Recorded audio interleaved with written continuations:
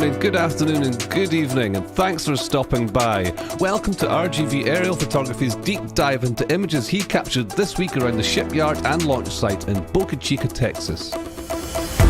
Our dedicated team will guide you through with the latest updates and theories at Starbase, Texas.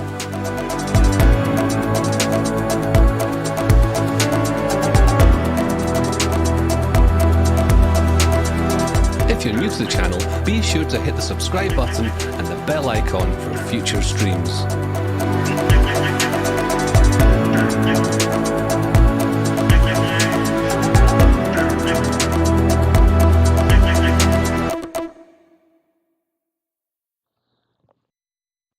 Hello everybody, good morning, good afternoon, welcome back to another episode of Starbase Photo Review, episode 21.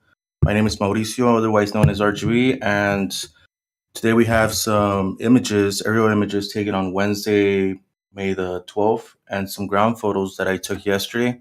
And I'll pass this along to Indian Star. Hi, everybody. I think you took those aerial photos on Thursday, May 12th. And then the ground photos were yesterday, Friday the 13th, and we all survived. So we're excited for you all to be here. We're excited to get into the images. And Thomas, let me go ahead and give it over to you. Thank you. I don't know if we all survived Friday the 13th, but we'll get to that in a bit. I'm Thomas, moderator commentator at Lab Padre, as well as here commentator for RGV. Thank you again for having me. And we have Grandpa Joe. Hey everybody, it's your favorite armchair rocket expert, Grandpa Joe, and I'm not dead yet. Handing it over to Zach Golden. Grandpa Joe, thank you for joining us today, and thank everybody else for being here. It's good to be back for another week of Starbase Photography Review. I'm always excited to be here with you guys, and I hope you guys are as well. It seems like the Starship recession is coming to an end. I don't know if I said that last week, but it feels like it even more this week. I don't know if you guys agree.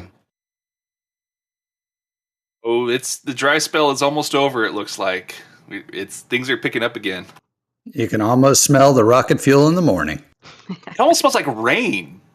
Just saying. What kind of rain do you have in your neck of the woods? Methane. Yeah, it's getting pretty excited. I mean, most of you know that Booster 7 has been transported back to the production site and is now in the wide bay, which is really exciting. I'm personally really excited that it happened so early in the morning and not in the middle of the stream, so that all you guys could be here with us. I was a little worried about that because that's how things tend to work out for us occasionally. So it's good that we didn't have to deal with that this time. But yeah, so that being said, we got Booster 7 in the wide bay, hopefully about to receive an unknown amount of engines soon. And we have SN16, which recently had its what do you want to say, the cargo section, the basically nose cone cut off of it. So we're kind of not really sure what's going to happen with that, but I think we'll get into that a little bit today. And I don't know if we can post a link so you guys can vote.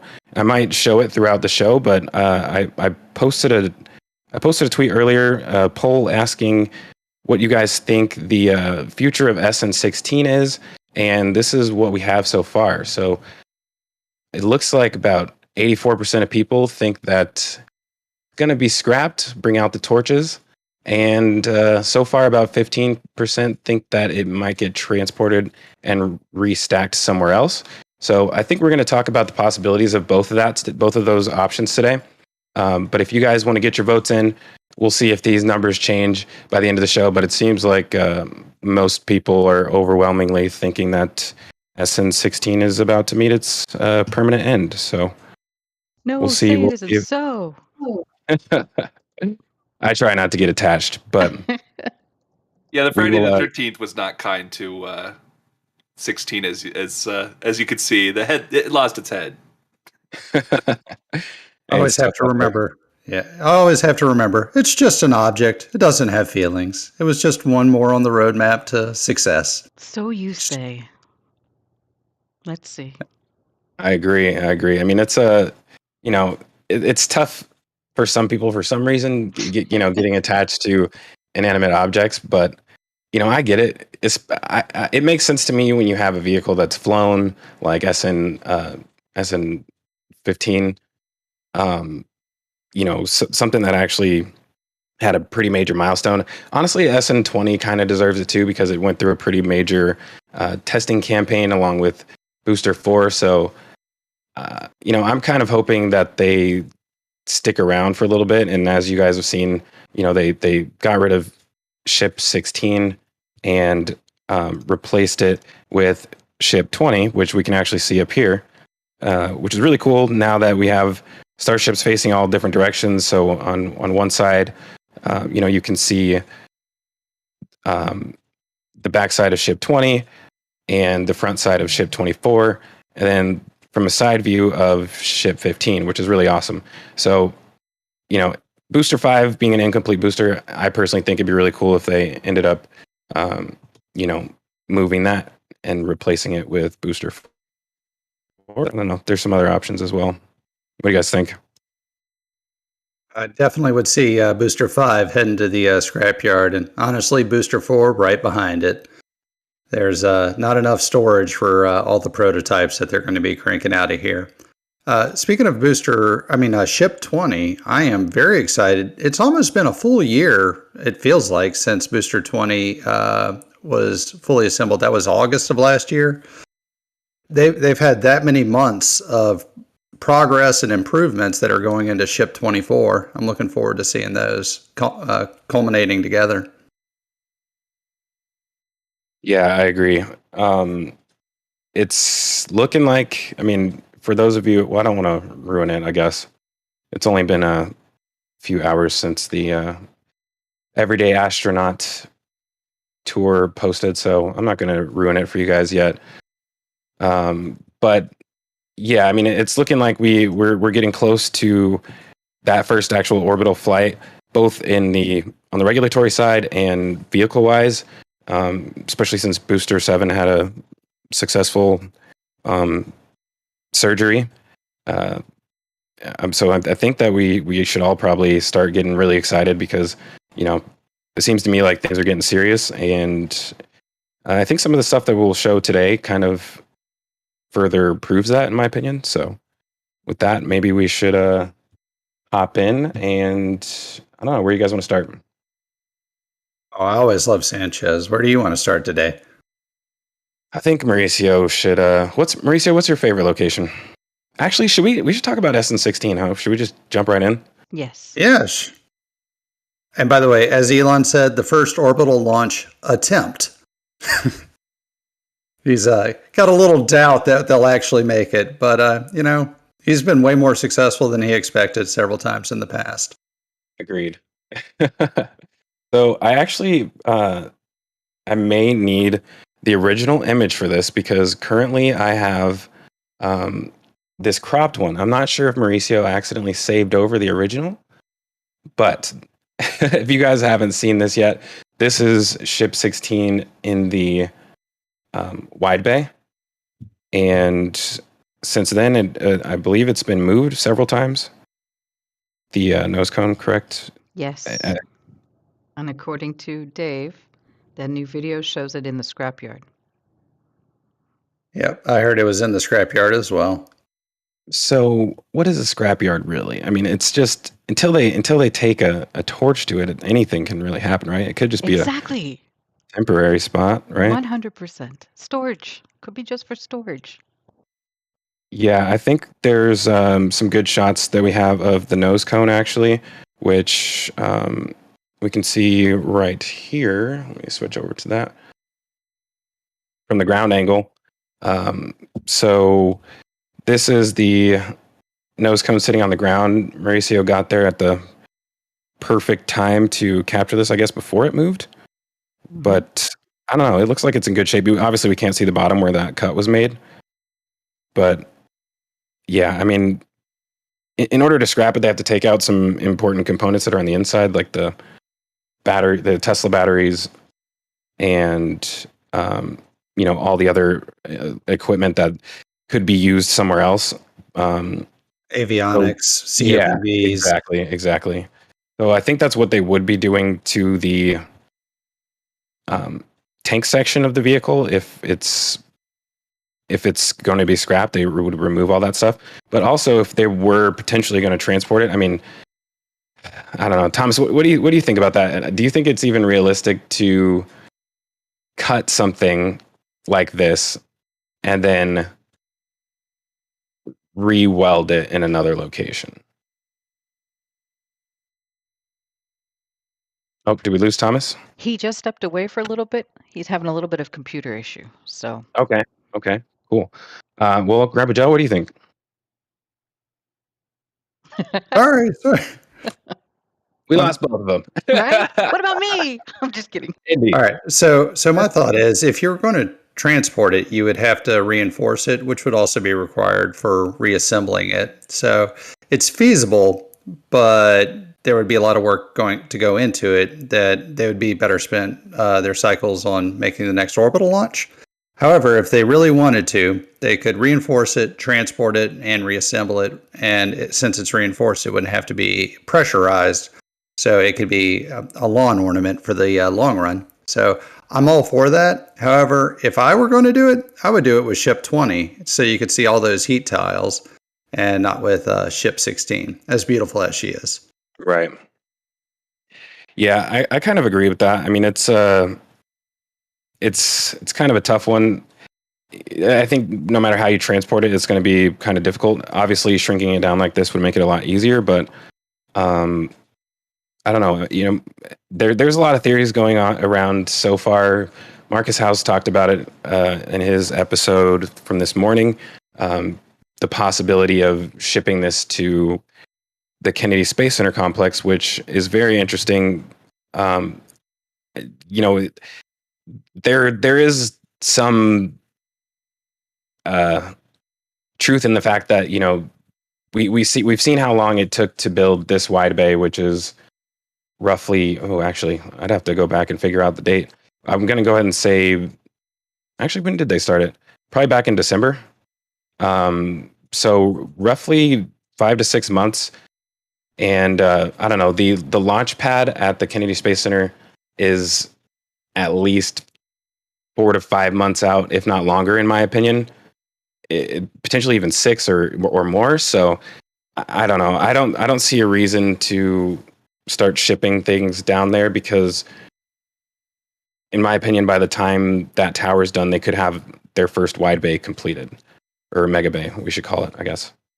And more to the point, they would have a whole new design that they'd be wanting to test out there anyway. So why use 16, even if that was possible?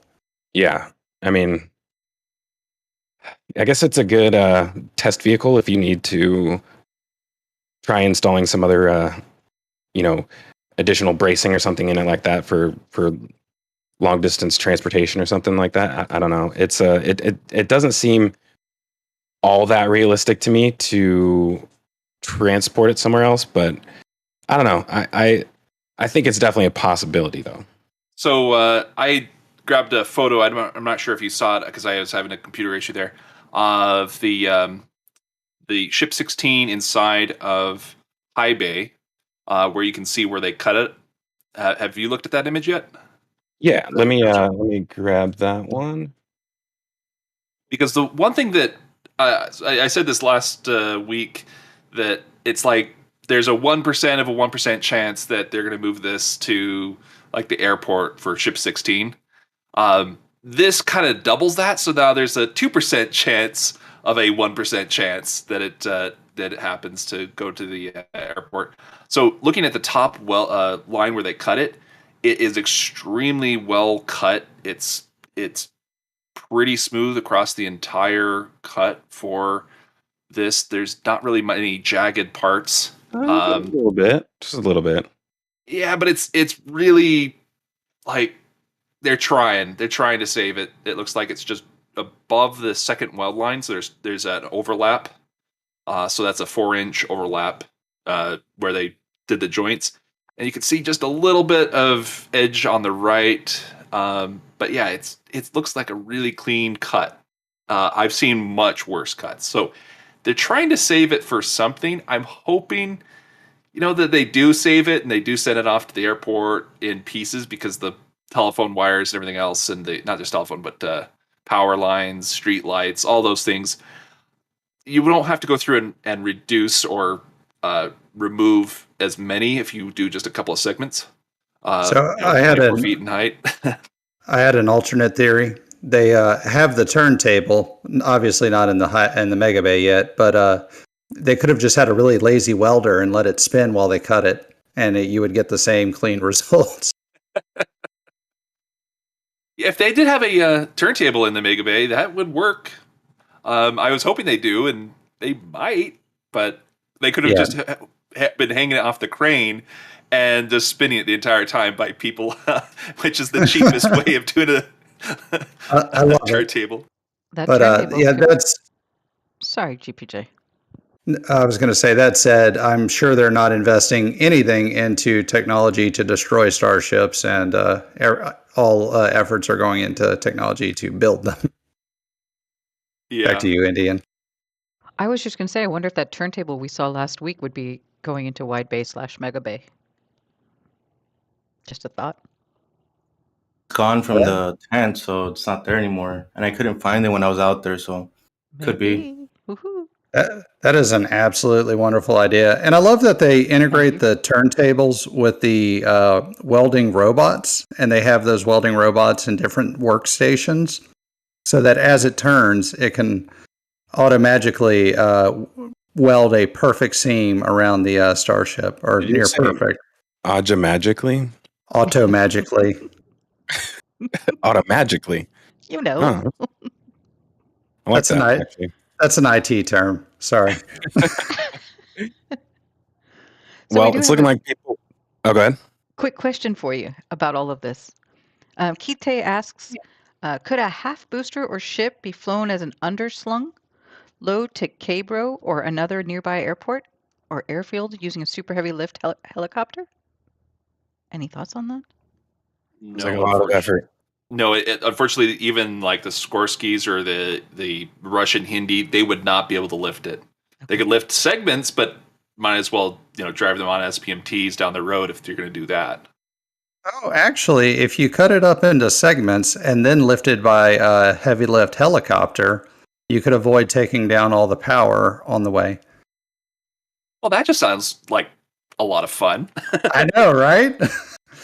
In a more realistic term, right now might be a great time for SpaceX to invest in burying all the cables that cross the road from between there. There's only about 50 or 60. So if you rerouted those 60 under the road, you'd be at a low cost, and it would open up some capabilities for larger deliveries and in and out at a relatively low cost. Just a thought. Yeah, I've thought about that one as well. I'm trying to figure out what they would bring that would be large that they would need to remove power lines or even street lights or anything like that. Even the closest was a few tanks, but they've already brought in, I think, everything they need so far. Yeah, you would also have to think about removing the guard shack at the checkpoint for Border Patrol. That one's kind of right in the middle of the road there. But you could bring in some very large commercial off-the-shelf tanks and some other large items, both, like I said, in and out. Maybe the next launch table or something of that sort. Now, you had just mentioned as far as the construction process, kind of stepping back a little bit. You had mentioned the turntables as well as the robotic welds that they just sit there and turn it with the robotic arm. We've got a picture in there as well for the ground shots, and it's still just amazing to me that they are able to get such an accurate butt joint weld on those. Right? It is hanging by the top. They're turning it on the turntable, and it's just incredible that it's accurate enough that they can do it that way. It works, and they've got the little triangular pieces that help guide it. So this one's in low bay, but it looks like they might be setting up to do the same thing with that ring to the right. That's what I've been suspecting that they've been wanting to do. it's not quite proven there.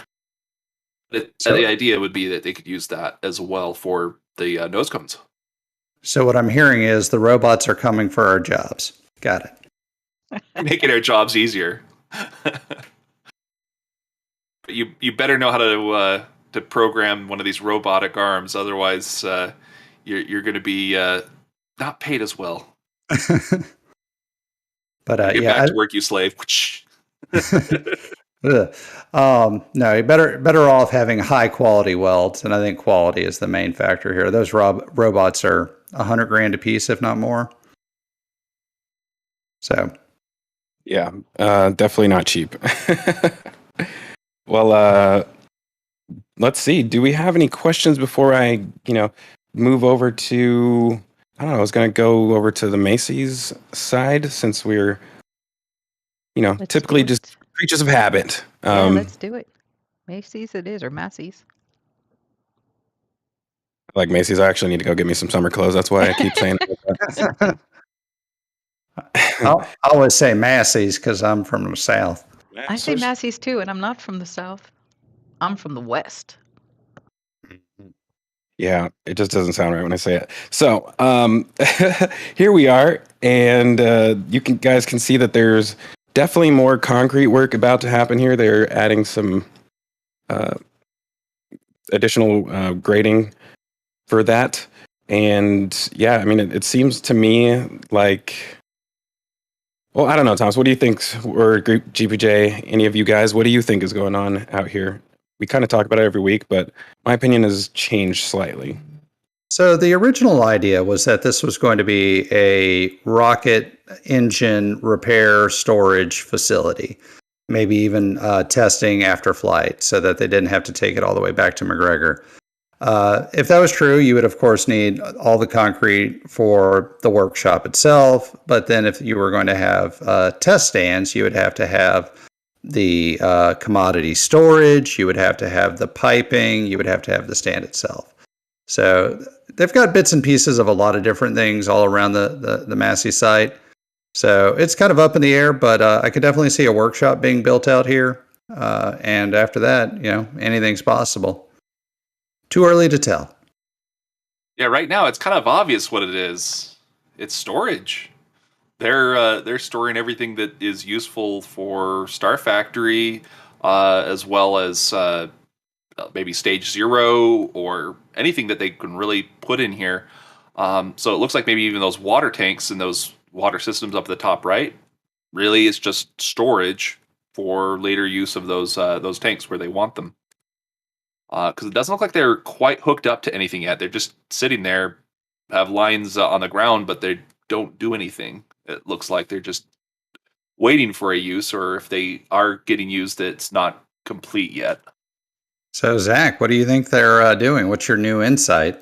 Well, I don't know. I've kind of been thinking this for over a year now, just in thinking of the way that they do things in the terms of from the supply chain perspective. In order for them to accomplish the things that they do in such a short period of time, they have to make like certain deals with their suppliers in order to, for example, be able to have enough concrete show up on time to build the base of a launch tower, or to pour the floor of the wide bay in one day. In order to do that, you most likely have to make agreements to use a certain amount of concrete per month or per week. And so at times, in my opinion, it seems like this whole lot, they may want to have it be concrete like at some point, but when things slow down at other places, they choose locations like this to start finishing, even though they may not have a use for it per se. Like, there's nothing wrong with storing all this stuff on dirt like they have. So in my opinion, the only reason to do this is because you gotta keep the contract. I mean, you don't want to break your contract, which requires you to bring in a certain amount of concrete every week. And I think that this has been going on consistently as far as the pattern in which they do their concrete. It just really seems like there's probably I don't know, I'll just say like 100 concrete trucks that show up every week, if not slightly more. That's kind of genius there, Zach. I think you might be right. It just explains a lot of patterns. We'll talk about some more of it later when we get to different areas of the facility, but I don't know. It kind of, it makes sense in my opinion, and I think, like I said, we'll see it a little bit more when we get to the launch site in particular. I'll throw in there that I'm a huge fan of vertical integration, and I love how SpaceX has done that. I think if I were in the SpaceX operations, I would definitely cost out how much it would save or cost to operate a concrete facility. Just buy one nearby out, and it's yours. And if you make too much, sell it at a discount out to the public. Get some SpaceX branded cement blocks. So, with that being said, I mean, I guess there's not really much happening out here other than this concrete work. It looks relatively the same. I don't really see too many changes out here, which I guess I wasn't really, expecting a whole lot. I actually, now that I just realized, I think the last remaining kettle boiler may be gone. It was just to your left there. It's at the bottom, just to the left, that little black kettle boiler. Is it? Am I not? Oh, there we go. Yeah, it's cloaked. Tough to see. Still there, though. Wild hippos have their own kind of camouflage. Yes, sir. All right. Well, with that, I guess we'll hop over to the Sanchez site because it's looking pretty dead over here. Let me go ahead and swap us over. So here we are, and before I get too deep into it, actually, let me go back to where we just were. Just to expand on what I was mentioning before, in my opinion, this is another example of that. The runway that we saw being built around here, and it is so far stopped. And I think, once they finish concrete up at Macy's, they'll probably just do this next, this run that goes up to the road. It's just, as you have time, you do it, and it's not really a rush. But you got to keep the concrete flowing, I guess. Is it spicy concrete? Hey, I think they got all kinds of mixtures out there. The question is it black or is it white? Well, I think they only got one color. If it's going to be asphalt, if it's black. So yeah, I think. Oh, hold on, let me get out of that. Sorry, guys. I'm trying to use these thumbnails at the bottom, so there's less scrolling through images. So if you guys see that pop up on the bottom of the screen, that's me doing an effort to not swap through images so fast for you guys. So hopefully this ends up smoothing things out just a little bit on that end. But yeah, with that being said, here's our oversight of the entire Sanchez site. And I don't know, is there anything that stands out to you, Thomas? Well, obviously the bottom has got some new dirt accumulating there. So that's the first one that stands out. It looks like they've made some adjustments also to the launch table and a bunch of other things, but that's the big one right there. Yeah, this area is interesting because they used to use this for storage, typically like a lot of other areas, but it seems like they're actually building it up pretty significantly. It's sticking pretty far out of the ground. Sorry, it's like a driveway almost. Let me see if I have the image of it that Mauricio took. I've got the image uploading for you now. The location so close to Remedios would make it a prime target for storing stuff in a covered area, both getting in and out of it. So great place to put just another shop. Let's see, here we go. And GB, it looks like your decision to use the thumbnails is actually very popular among those in the chat. I haven't even done anything yet. No, but you showed us and you explained it to us. Time. We're You liking guys it. are too quick to judgment. Not judging. See, I didn't even know that was there, and I was like, "Oh my god, that's so cool! I love it." I found it by accident last stream. So I've messed around with different software just to try and find which one works best for what we're trying to do. And yeah, that was just a feature that I figured out by accident on the last stream, and I didn't know how to get rid of it, so I kind of freaked out and just closed the window. But And now you make it work for you, as you should. yeah, it worked out really well. But if you Are want to any pull of up those- the soil, the height of that soil down there is kind of deceptive. Thomas? Yeah, go ahead and go back to that aerial shot of the soil as well when you get back to that later. But yeah, that is thick. 2 C's. Yeah. Yeah, there. It looks like a obviously an entranceway, and this is pretty elevated. In my opinion, actually, I'm going to save my opinion. You thinking they just want a building where it's not flooding there? No, actually, you know what? I'll just say it. So, let me see if I have the. I actually have a picture of it, but I'll save the picture, but I'll explain what I think is going to happen here. So basically, we have Ship 20, which got moved to, the Rocket Garden, right? And then you also have Booster 4, which is sitting at the launch site. And we all know they're not going to fly that one, and they got to do something with it. So the two options are you can scrap Booster 5, or you can expand the Rocket Garden. And in my opinion, up here, there is just enough space to put another booster there, a booster pad there, but it's getting a little close to the edge of their property as far as like being able to build up that area and reinforce it, kind of like they are down here. So in my opinion, with the way that they're building this up and packing it down, I mean, these guys are been going back and forth on this for days, and I don't know. I feel like this is the future home of Booster 4, and we also have this stack of rebar down here, which is very similar to what we would see when they build out one of those pads. And on top of that, there's also, see if I can find it. We have to get one. Okay, sorry. I was supposed to do the thumbnails, right? Yeah, see, you guys thought I was going to be able to switch over right away.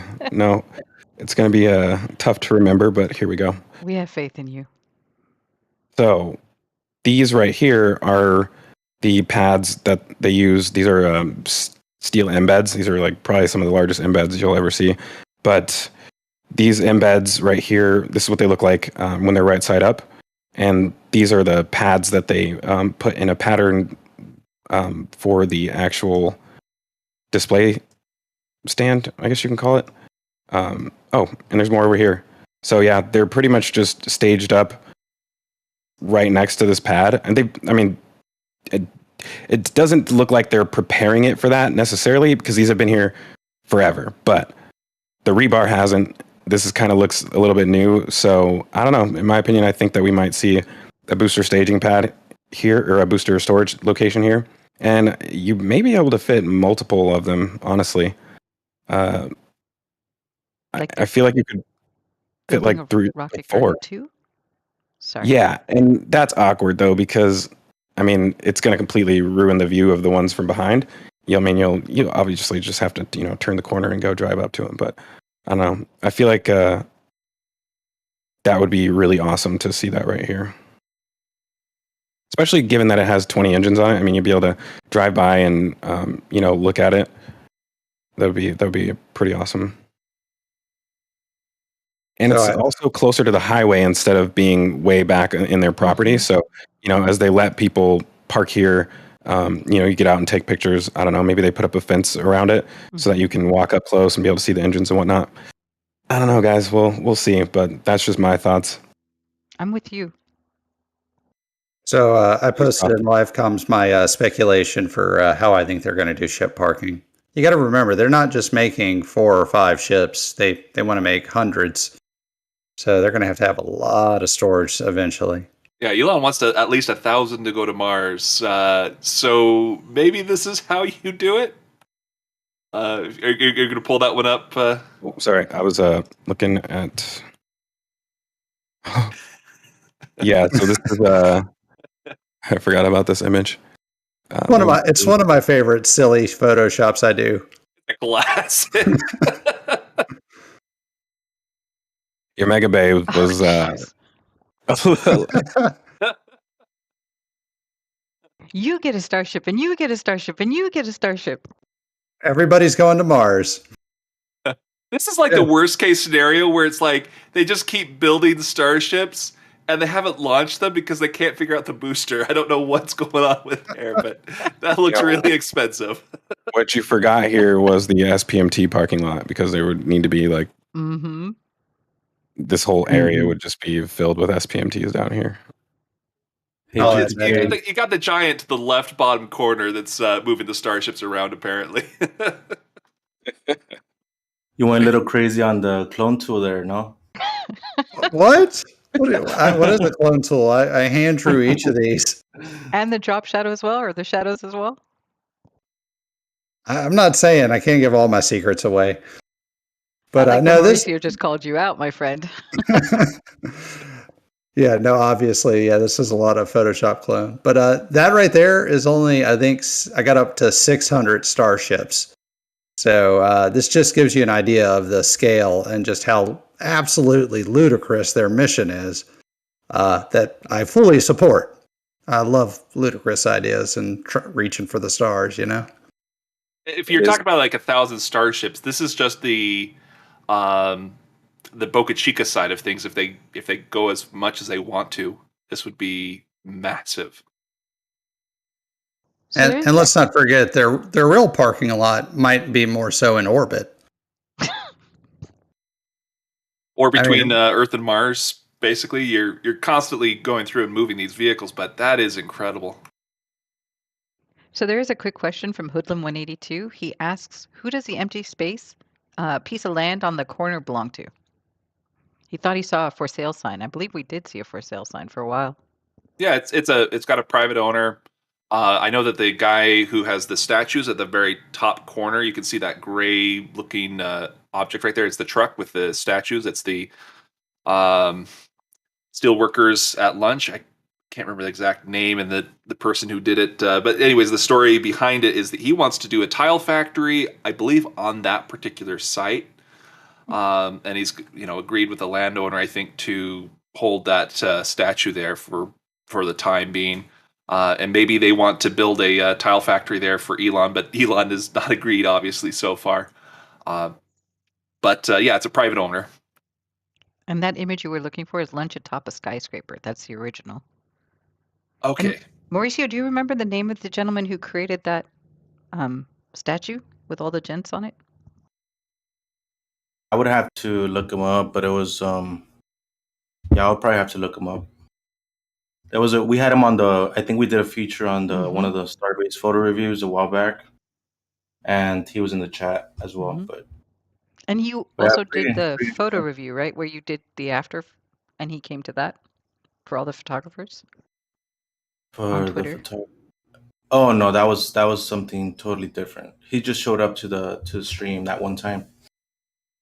But yeah, I mean, that corner lot, to me, I would personally want to see like a corner store or some type of gift shop, or like a souvenir kind of store, something that could bring people in. I know that the nearest store that you can actually visit is going to be in Brownsville, which is about 30 minutes away. I probably have one of the Stripes. And that's something that's really lacking over there at Starbase. They need like a convenience store or something like that, pretty close by. The sculptor is named Sergio Fornari. Fornari. That's the name I was looking for. So yeah, they really do need those restrooms. You got that right in Star.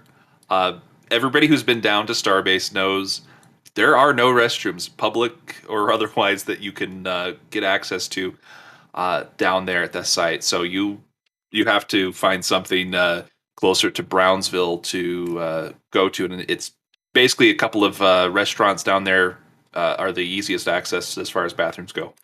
But that's at least a 25-30-minute drive. Sounds about right. Yeah, you brought up a good the restrooms there is lacking over there at Starbase. There's really not anywhere you can go. I mean, if you're a guy, I mean, I don't want to go into it, but if you're a guy, I mean, it's easy, but I don't know. But aside from that, a I don't know restaurant, what you're talking about. I mean, a restaurant would be nice, with public restrooms on the outside. Yeah, I agree. We do have a little skit showing some restaurants that we had an idea for, but I may have to show that a little bit later. I'm not ready to just pull that out yet, actually. It's really funny though.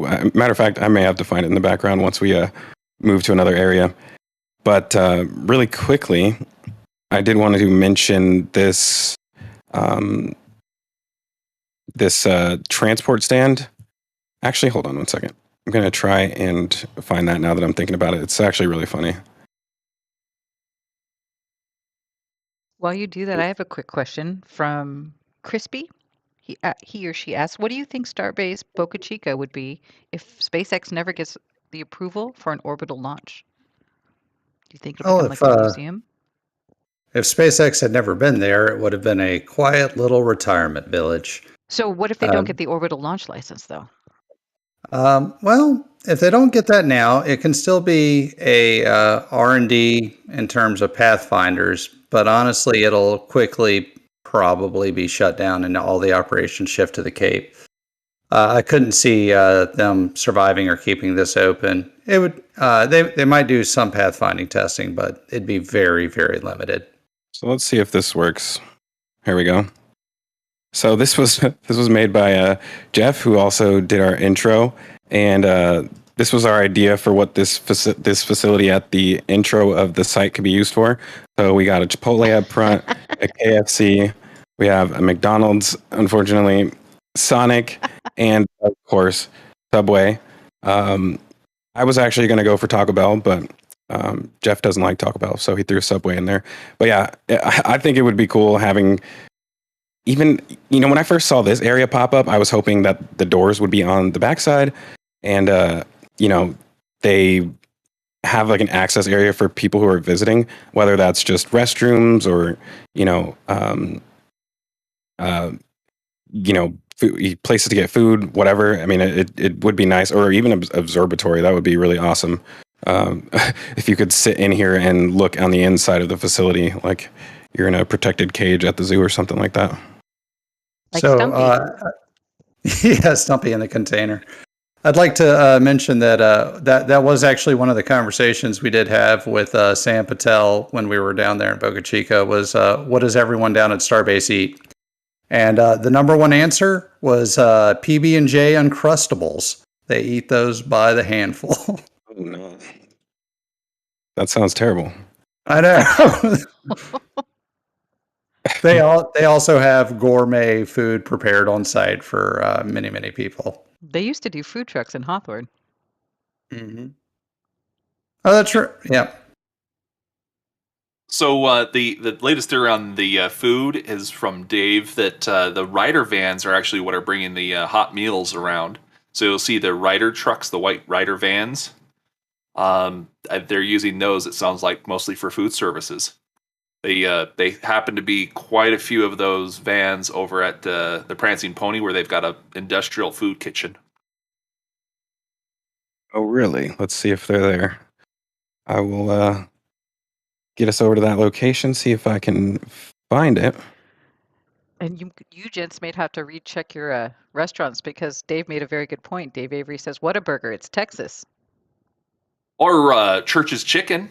I mean, that one was really popular when I was down there. I never even heard of it before, and I went there and I was like, "Wow, they've got 100 pieces of chicken, whole chickens, frying right in the back area there. I could see it." Chicken. So Ryder van. Let's see if we can find one. This is probably one right here. Dropping off some comida. And of course, you got the food truck out there. Oh, this is something I noticed earlier. We have on-site dental now. Oh, wow. Because, if you're going to be on camera all the time, you're probably going to end up smiling. So you might as well have your teeth looking good. Because people like Mauricio and, Starship Gazer, got some pretty high quality cameras, and yeah, you might as well be looking good. It is a high stress environment though too, so you Yeah. need some need Come, to get come to those teeth think, fixed. You come know, to I think get of it, you've got such a long drive back to Brownsville that if somebody needs to get a dental appointment, that can pretty much eat up half their day, and you're just down that man or woman. Yeah, and that's the thing. That's one of the things. This even happened at my company where they sent out a mass email saying, "Hey, you guys, it seems like most of you aren't using your, dental benefits, and a lot of people just don't really have time to go, and they'll make excuses to not go to the dentist." So I'm sure that same excuse exists at SpaceX, where they're even more busy working 12-hour shifts and whatnot. So to me, this seems like one of those situations where they're like, "All right, well, let's help our people out by bringing dental on site," which is really awesome. I mean, I would be surprised if they had other medical services out here as well at some point, if not already. But yeah, that's a good sign of a company that cares about its employees, for sure, in my opinion. They just want to make sure you can keep working, right? Just kidding. Well, Um, some I don't think we've all worked with somebody who just has terrible breath, and sometimes gum isn't enough. You got to bring in the whole caravan of dental services. Listerine tabs, that's the way to go. We did get a Right. $10 donation from Chris K. He says, I agree with the gift shop convenience store with that open space near the Rocket Garden. And is the Prancing Pony open for the public? I don't believe so. Not yet, No, at not least. yet. It is not. Yeah, it All gets right, really expensive to open up to the public. there we go. Let's get to some rockets. Yeah, so I wanted to mention about this. I mean, we talk about this every week, obviously, but it looks like it's getting pretty close. You can see the clamps have actually been installed now. They're nice and shiny, and they won't be like that for long. But yeah, we are getting pretty close on this transport stand, at least from this angle. But I think if we look at the ground, it kind of tells a slightly different story. So let's go ahead and bring in one of those ground images. And yeah, these are actually were spotted. I guess by Mauricio in these being installed onto the transport stand. So this is transport stand number 4. Yeah, 4. Yeah. And by the way, this is an amazing image. I really like the quality on this. You can see that they're adding these pegs on here, which are actually very similar to ones that were added on another booster, which is Booster 5's transport stand. Let's see if I can show you guys an image of what they're doing here. Hey, GB, while you're looking for that, I found it. okay, go for it. Go ahead. No, well, you were putting up the images on the bottom. If people want to download them, you can become a member or become a Patreon, and you get to download these photos on your own. So that's all I had to say. Yeah, it's really convenient. I mean, I can't tell you guys how much time I spend cycling through images. It's kind of a problem at times because I know that something exists. I mean, I know I've seen this before. I'm not sure when it was taken and sometimes who took it.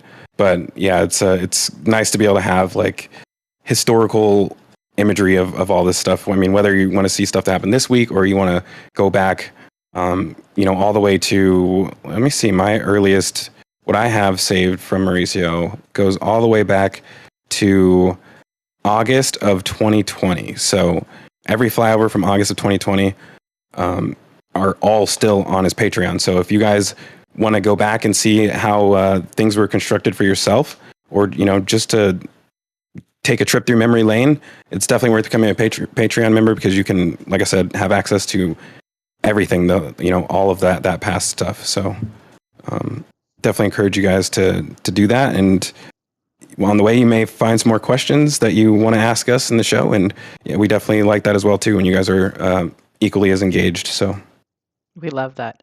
And also, along the same lines, if you are enjoying what you hear, we encourage you to like and subscribe. If you click that bell button, you'll get notifications anytime RGV drops a video link or we are getting ready for a stream. So please feel free to subscribe, to click the bell. And if you want, like GB was saying, Patreon is the way to go so you can get these images. No lie, that bell has saved me a few times. I was like, "Oh, it's Saturday. I gotta gotta get ready for the live stream." Wow. You have no idea. I have advanced ADD. It's strong. I don't think they call it ADD when you're that old, my friend. I think they call it dementia. Oh no! Ow! Early Save me, onset, that's all. Mauricio. Can I call HR now? We don't have that department yet, so you're just gonna have to deal with it. But so comparing the booster transport stand number 3 to booster transport stand number 2, number 2, I think. 4 and 2. Yeah, 4 and 2. You can see that this walkway, we've showed this before, has been installed. And in my opinion, this was kind of a prototype, just to make sure this is what they wanted. And so now that they've done that, they've also gone and started to install it onto the new transport stand, which is really cool because that means that all of the transport stands will get upgrades, and everybody likes an upgrade. So those Especially the little workers. those little standoffs are just to hold the guy wires so people don't fall off. Well, there's some theories about that, and I'm gonna have to go all the way back to the other image, which is okay. At least we're not gonna have to actually swipe through 1,000 pictures this time. I love the little thing at the bottom. That's so awesome. Thumbnails. Yeah, it's hard, like actually talking and looking at the same time. It's okay. That's why we're here. Wrong direction. Sorry, guys. You're distracting me. You just okay. You're good. So here we are. The as you mentioned, yes, these posts so far are really only to hold this safety cable, which is definitely overkill, and most likely we'll see them increase the size of this. I'm surprised they haven't done it on this one, probably because they need to start getting to work on the other ones. So they're like, all right, well, the base structure looks good, we can move on. But yeah, the platform is definitely below it, and they have not started adding that platform onto the other one yet. So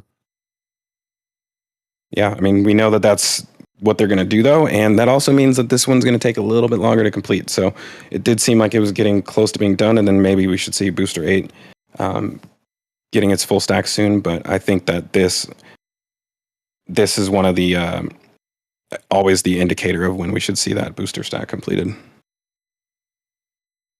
I did see some actual photos here of this that did look like the railing was being installed. It was black as well. So they've been installing everything pretty much with paint. They removed the paint and then they weld it together, and that way it's not corroded and rusted just like it was on the booster transport stand number 2. Yeah, these things are amazing. It's really awesome the way that all these hydraulics work to pull out the clamps to get them out of the way of the engine bells. And yeah, it doesn't appear that they've. Wait, do we have the plate on here for the? I'm guessing it's on the sides for the stabilization bars. But man, these structures just keep getting heavier and heavier every quarter. If you scroll through the images past where you're at just a little bit, there's a few more of this particular structure that is going to show you the. So you have to go down to your little scroll bar there, past it, and then you've got that's the one. So we've got the pole cam visible, and you can see to the left side that you can see that's where they've installed it. I'll start installing that scaffolding ramp just up above. Oh, yeah. Yeah, and then you've got that plate you were talking about just below there. Right here. Yeah, it's all hands on deck out here. They're definitely making progress really quickly, and I mean, as you make it more and more, and they're going to get faster every time, which is really awesome. I think we're going to need like 10 more of these, though. So this would actually be a good thing to ship to Florida, I think. They'll be making so many of these and have so many spares that Florida gets all the spares. Right. Well, if we keep storing them in the garden instead of scrapping them, then they're probably going to need more of them. yeah, Just trying to mention that going down the highway though. It's or any oh my gosh, road. It's going to be amazing. huge. It's amazing to see it up close because it's extremely tall. I mean, the fact that you can be right outside of this facility.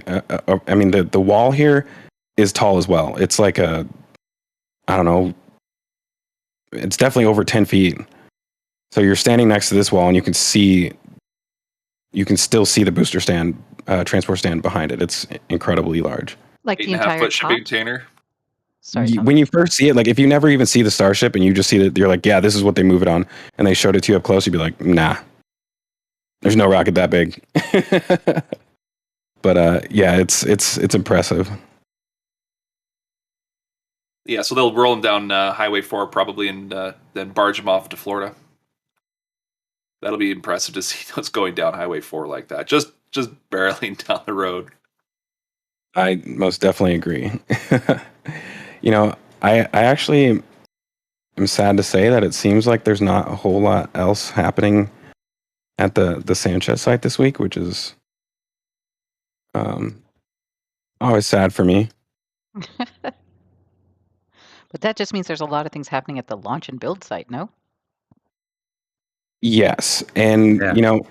I'm gonna If have to there- abandon Sanchez as my favorite site anyways after that little meme got posted on Reddit. What was the meme? Something along the lines of me getting like goosebumps or something whenever we talk about Sanchez. I'm like, come on, guys, it's not that serious.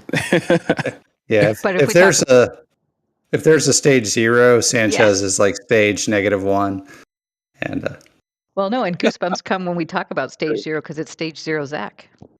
that's right. Well, with that being said, since we don't have much else going on there, I guess we can. Actually, there is one more area where there is some slight changes, I think, and that is in the. Thomas, was this still on top of the ring section last week? Yeah, they had some stuff preparing. Looks like you've got the top hat for the can crusher. Yeah, they've got the cables sitting next to it, so it's the cables for the can crusher itself, the top hat. So it's all still attached. It kind of looked like they were getting it prepped or ready to do something else with. So we're either see something with booster or test tank like 7.1, or maybe booster 7 eventually is going to get a test at the can crusher. We're always open for a little bit of action with the top hat on that because it's a fun test. I love that can crusher. It has crushed cans on the 18th of December. It crushed one, and then booster 7 it somehow did it on the inside, but that's because pressure, not due to the can crusher itself. And it's crazy how many SPMTs they have now. These are the Fagioli ones. The red ones are the Fagioli ones that they received when they were building the launch tower. And when they received their new ones, the new gray ones, I don't know. Let's see. I'm going to take a guess and assume actually ship 20 is gone. I'm trying to think of where they would be right now. Oh, that's another set of red ones. Well, needless to say, they're pretty much all over the place now, which is pretty crazy. I think they have at least 4 full sets of them, if not more. And I think they actually just got more delivered this week. So the fact that they've even kept the Fagioli ones as well kind of tells me that, they're definitely planning on, how do I say this? I don't think anybody should be worried about the outcome of the PEA is what I'm saying. Because to me, all of the signs that we're seeing here as far as, super permanent structure, not super permanent, but, more permanent than what we've seen in the past as far as tents, the increase in actual equipment that they need in order to increase their production rate. All of that shows me that they're getting serious and that we shouldn't expect them to not be launching out of here. Absolutely. I'm 100% with you. They're probably working very closely with the FAA and are very confident that if anything needs to be mitigated, they'll be able to mitigate it quickly. These guys are professionals here. Or they play one on La Padre. Maybe except Elon. Elon, he's kind of winging it sometimes, but everybody else. Yeah, so I was going to make a comment on that. I will. So, a lot of people, I do see this on Twitter like pretty often, mention Elon not being involved in the actual work. But if in my opinion, if you guys listen to Everyday Astronauts tour video, whether it's the first tour or the second one, I mean, and those are not the only evidence that there is, in my opinion. If you listen to Elon talk about the Starship program, it's pretty clear he knows what he's talking about. He's involved very, very heavily, and he's not just a marketing guy. Like he is a darn fine engineer. He knows what's going on, and he's really driving and project manager. Yeah. So, with that being said, I'm really excited. The wide bay is finally operational. We have Booster 7 now in there. We have Ship 24. Half of Ship SN16 still in there. And now they're getting to work on the roof, which Mauricio happened to get up here shortly. I mean, they did all this in one day, and they did even more than this. I think they put 6 panels up that day. So this is, let's actually, you can see them from this view a little bit better. This is 2 separate panels right here. As a matter of fact, they're in the process of lifting one, and this one is already in place. And then you have another one over here. And yeah, for a long time, I've been kind of trying to figure out whether all of these are actually for the roof or not, because a lot of them are different shapes. So now that they're unstacking them and putting on the roof, it's easier to see. But by the time the next flyover, they'll probably all be in place. So we'll probably already know the answer to this. I'm looking for another deck to go somewhere. I'll just say that. But yeah, it's really awesome that they're finally getting this roof up here. I imagine they'll start paneling it relatively soon as well too. If not while they're still lifting these. But matter of fact, there's some paneling right there. I don't know if this looks like could be side paneling. I can't tell if it's for the roof. The roof paneling on the wide bay or on the high bay is multicolored, I guess. I still love that you can see the little cutout where they put the crane through that one time. Yeah, that's the thing that'll never go away. Just like a permanent scar. That's A-okay. Only like one guy ever looks at that. So the first day when they were doing the lifts, they lifted 6. So this is the first day. They lifted 6 of these grids into place for the roof. These roof not the panels, whatever you want to call these segments. And the next day they only did like 2. And the day after, when Mauricio was taking some ground photos, basically yesterday, you can grab that ground shot of the roof panels there. We counted that they have at least 9, maybe 10, depending on how you count it. But yeah, that was pretty quick. So they're going to be done by next week, as you said. By the way, we're 1 hour in and humming along. So yeah, looking at it from the ground angle, and this was the next day, so you can see they definitely had a lot more completed. Yeah, pending the wind, they should get those up pretty quick. So the wind is the biggest issue. Is these act as a sail. They add more weight, and you don't want it rocking around on your crane. That's the worst thing to happen. So they always have to watch out for the wind. It was only like 16 miles an hour when I was looking, and they weren't lifting. But earlier in the day, it did gust up to like 25 miles an hour. So that's an issue. So I'm interested to see what happens with this gap right here. So the roof actually, as I mentioned last week, the roof slopes from the back all the way up to the front, and it continues to get taller the entire way up. And so when you get to the front, there's this huge, it's really hard to see, but there's this huge gap in between, that's kind of bent, where the possible windows are going to go. This is the, it's really tough to see from this angle. Let me see if I have a better one. You can see it on this side a little bit more. So from where the top of the window is going to be, to where the top of the roof is going to be is like, I don't know, 5 or 6 feet, I'm guessing. So I'm just interested to see what happens with the front of that area above the window. So Mauricio, you're out there all the time. What do you think about the scale of this new mega bay or wide bay? Is it as big in real life? And do you think or do you have any notes you want to add there? I mean, I think you sort of get used to it, going out there so many times. But what doesn't get old is the rocket garden. Every time you pull up or I go out into the mud flats, I mean, it has to be worth it. At least I know. I can appreciate the view out there. But yeah, these buildings are just you get a better scale once you pull up to not Remedios. Yeah, I think that's the Remedios. Yeah, Remedios, and then there's a road that cuts in between the high bay and the high bay and the, I guess, the mega bay or the wide bay.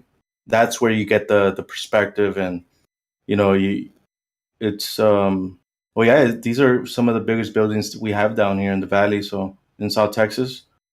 And I think the tallest building or the tallest structure would be the integration tower.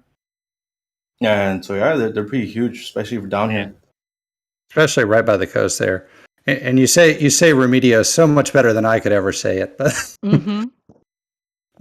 so I will say that when I was down the last time and I got to see Ship 16 in the mid bay or in the high bay, now the kind of middle, but it gave such a scale to just how big it is because these starships are huge.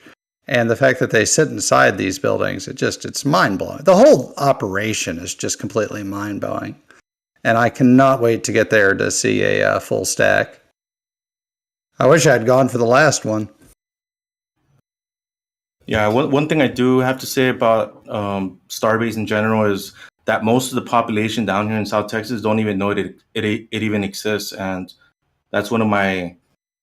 it's kind of frustrating at some point because you might ask some people, I'm going to be, this is what I do, or I photograph, or have you heard about SpaceX and they're going to launch this weekend or whatever, back when they would launch, and people didn't know what I was talking about.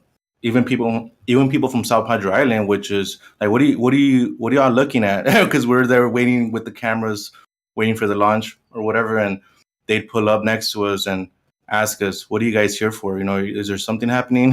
I'm like, yeah, there's a rocket launch today. It's like, oh, really? I'm sure a lot of our friends and spouses think similar things. What are you staring at all day? Rockets. They're building rockets.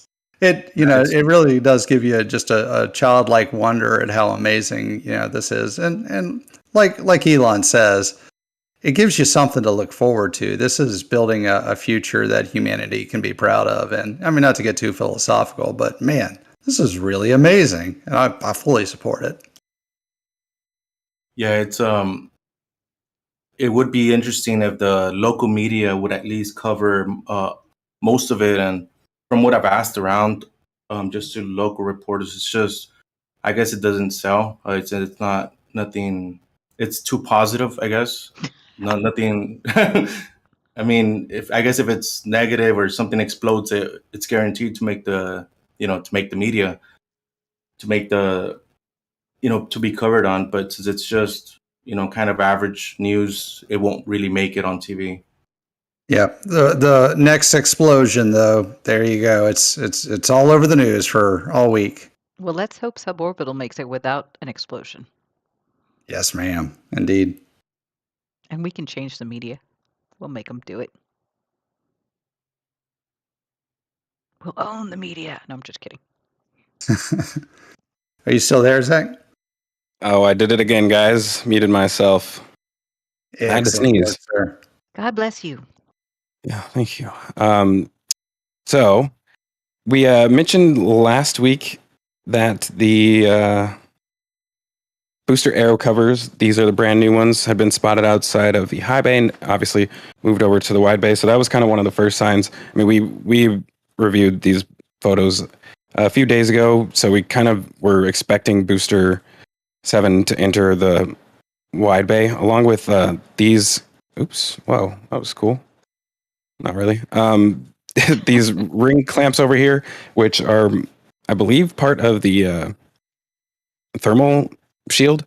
I think these clamp around the engine bell, and then they interface with the thermal shield, which I may have to just bring up an image of that. Sorry about that. This one will be quick. I believe we have a good one from below.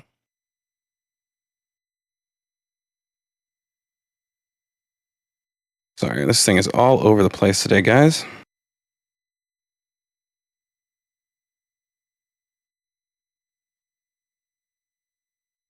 Yeah, that is my fault. So this is what I get for trying to go look up a random image. So you can see from the bottom where the actual skirt attaches. So I'm pretty sure that what we're seeing is probably this metal ring right here, which the actual panels attach to. So these are the panels, and then that ring is probably this ring right here. And so there would be there'd be in this case 9. Wait, sorry, this one had 29 engines, so 9, and then 13 for booster 4. So I haven't. It's hard to count them because they're sitting there on a pallet, but I imagine that's how many there are down there. So let's go back over. Yeah, there's probably close to 13 of them on that pallet in total. So we should see them being installed, maybe at least 13 engines. I personally was thinking there would be 3, but I don't know. Maybe they want to do all the center engines, which makes sense. All of your gimbling engines to test those. I think that even doing 33. I mean, what do you guys think? How many do you think they'll do? I think they'll do all 33. Your gimbling is you're gonna have to check and make sure it doesn't interfere with the outside engines.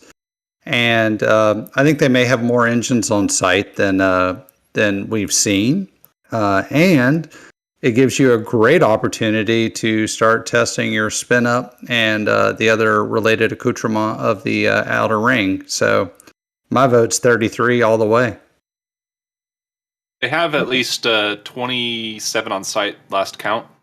So based off of everything we've seen go in, and I think that's including yesterday's the engine, we got brand new Raptor. So we're looking pretty good.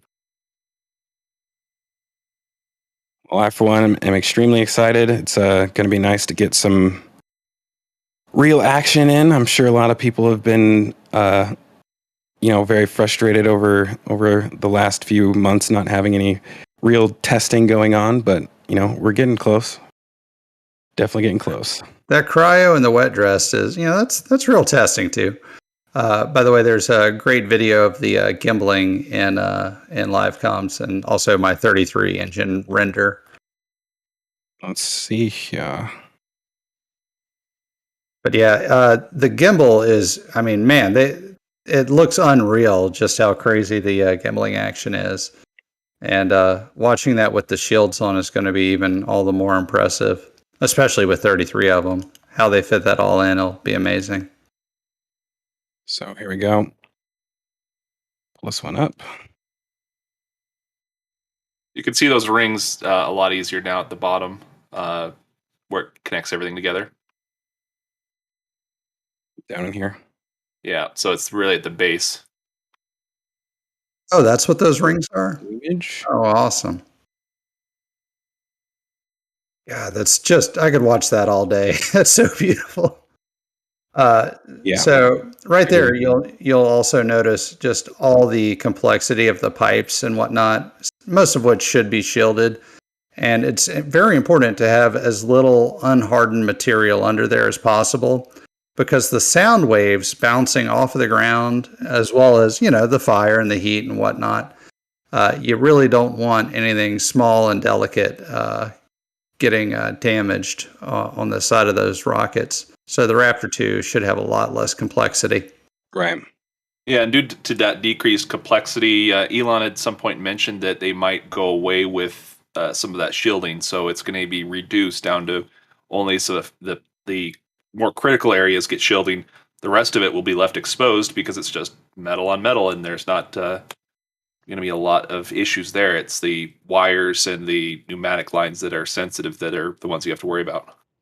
So it's a little crazy, but my favorite solution to all that is to just basically cast all the connections into a manifold, and then connect everything through that. But that would be very complex, and it would add a couple more connectors in. So, Before we go away from wide bay, Star there was Factor, a huh? quick question. Yeah, let's do it. What are they storing, building in the tent on containers next to the high bay 2 or wide bay? Yes, to go back a couple of photos, I think that's where he was looking at it in that corner, and that was probably the best shot we had of it as well. And This that one, you can't see it. Yeah, you Sorry. can't see it on this one. It was previous to that. And the question comes from Crane Man. Oh, wait, they said the high bay or the wide bay? Wide bay. Right there to the right. Yeah, that's this one. So they've got the rings that they're building. Oh, you're talking about it here. Yeah, that's the tent. Yeah. Good eye, Crane Man. I hadn't noticed that before. So Yeah, go ahead. there's that ring up above that's it's looks like it's smaller than 9 meters in diameter. Then the ring down here, the below ring, the bottom ring, that one is gets to be about 9 meters in diameter. The strange part is that they've gone through and machined that top one down to, a precise measurement across the entire surface. And I've got the ground shots of it as well. The interesting thing is it looks like they're trying to drill holes directly through to the bottom surface, or at least that's kind of what we got the impression last week, especially with the writing. But I don't see the holes in this one on that particular tent part. It's only seems to be dark in one spot where it's like there should be at least 10 if you're going to be doing something with RVAX or something. But they do have this machine pulled apart basically from the 12th. They have this view, and then the 13th we've got the ground shots if you want to pull those up. It's the second ground shot. They pulled it up, and that ring is gone. This is the jig that's underneath. That's that precise in place machining. That is basically the company name as well as what they're doing. So they go through and have that entire area machined out, and then this is what was in the center, keeping everything stationary and locked down to be precise. So they lifted this out of it? Yeah, and we don't know where they put it, though. It's kind of missing. So it's either in that larger ring that we saw in the aerial shot or somewhere else. One of the things that kind of makes it interesting is the pieces that are in Sanchez. So if we want to go to that, it might be related to that other piece. But then again, this might be for something completely different. We haven't seen a whole lot of motion on this. There's just been a couple of bolts that have appeared and disappeared on the left, and that's pretty much it. Just wondering if this goes with it or not. But yeah, the question that Crane Man asked is it a turntable? And I think it would be part of a turntable. I think it's part of a turntable for building up the pucks for boosters. They do need more machining for things like that. This would be a very specific built tool just to do it. It gets expensive to do those types of processes. However, it's worth it when you want to get mass production and quality. Yeah. So, yeah. Is it Be the a same very- turntable we saw earlier then? The one we saw last week? This would be a One- different one. Okay. If it is a turntable. It is some sort of Right. jig, most likely so far, but it's still one of those mystery objects like this one here. Sometimes these two things go together and sometimes they don't. This one right here is a 9 meter diameter, so it doesn't exactly fit the same profile, but it has about 20 of these triangles. So it does seem that this would be going for a booster. And it's supposed to be pretty strong the way this one's built. Yeah, I still have some opinions on that. I'm waiting to see that develop a little bit more. But yeah, I guess with that being said, do you guys want to move over to the Star Factory, or do we have more questions on the wide bay? No, we're good. Thank you. Great. Well, let's hop on over then. So, Star Factory. Yeah, they're definitely making lots of progress on this. You could tell that there's a lot more involved in it than it looked like initially, as far as how fast it was going to be. There's a lot of tiny, smaller panels that they have to put up, or beams. What would you call these? Not beams. Not studs. Lindsay Gertz. Joist. Roofing. So yeah, they're getting prepared to put the roof on. We've seen them start. If we move to a different angle of it, we can see that they've started to put the paneling on the front of it. There's insulation in front of the paneling, which is going to be good because it's really hot out there. So yeah, we also have all of our. These are most likely part of the. Actually, are these HVAC? They look like it. It looks like HVAC fans. Yeah, so they're going to have their HVAC fans ready to go. And in my opinion, I think they're trying to get these panels up as quickly as possible so that they can start. I feel like once they start the roof, at some point, they'll begin moving equipment in here. Ideally, you may want to have at least some HVAC going first, but it's going to be interesting to see the process of transferring one of these tents into here. I mean, obviously, it's probably going to have to be this one that goes away first. So it'll be interesting to see how they do that transfer. Look, in the South Texas heat, the number one thing you got to do is have AC. You cannot survive inside a building without it. Yeah. So do you remember how we were talking about the, quote, railings? They're not railings. They're called a parapet. They're on the top of the Star Factory. Right. That is basically a feature that allows it to prevent a couple of problems. So the wind going across the roof would want to act as a lifting body. This prevents that. So I've also got a little diagram if you want to show that little diagram there. But you see this on all sorts of industrial structures. So you go to the store that's a flat roof store. You'll see this kind of wall at the very edge of the building, and that's called the parapet.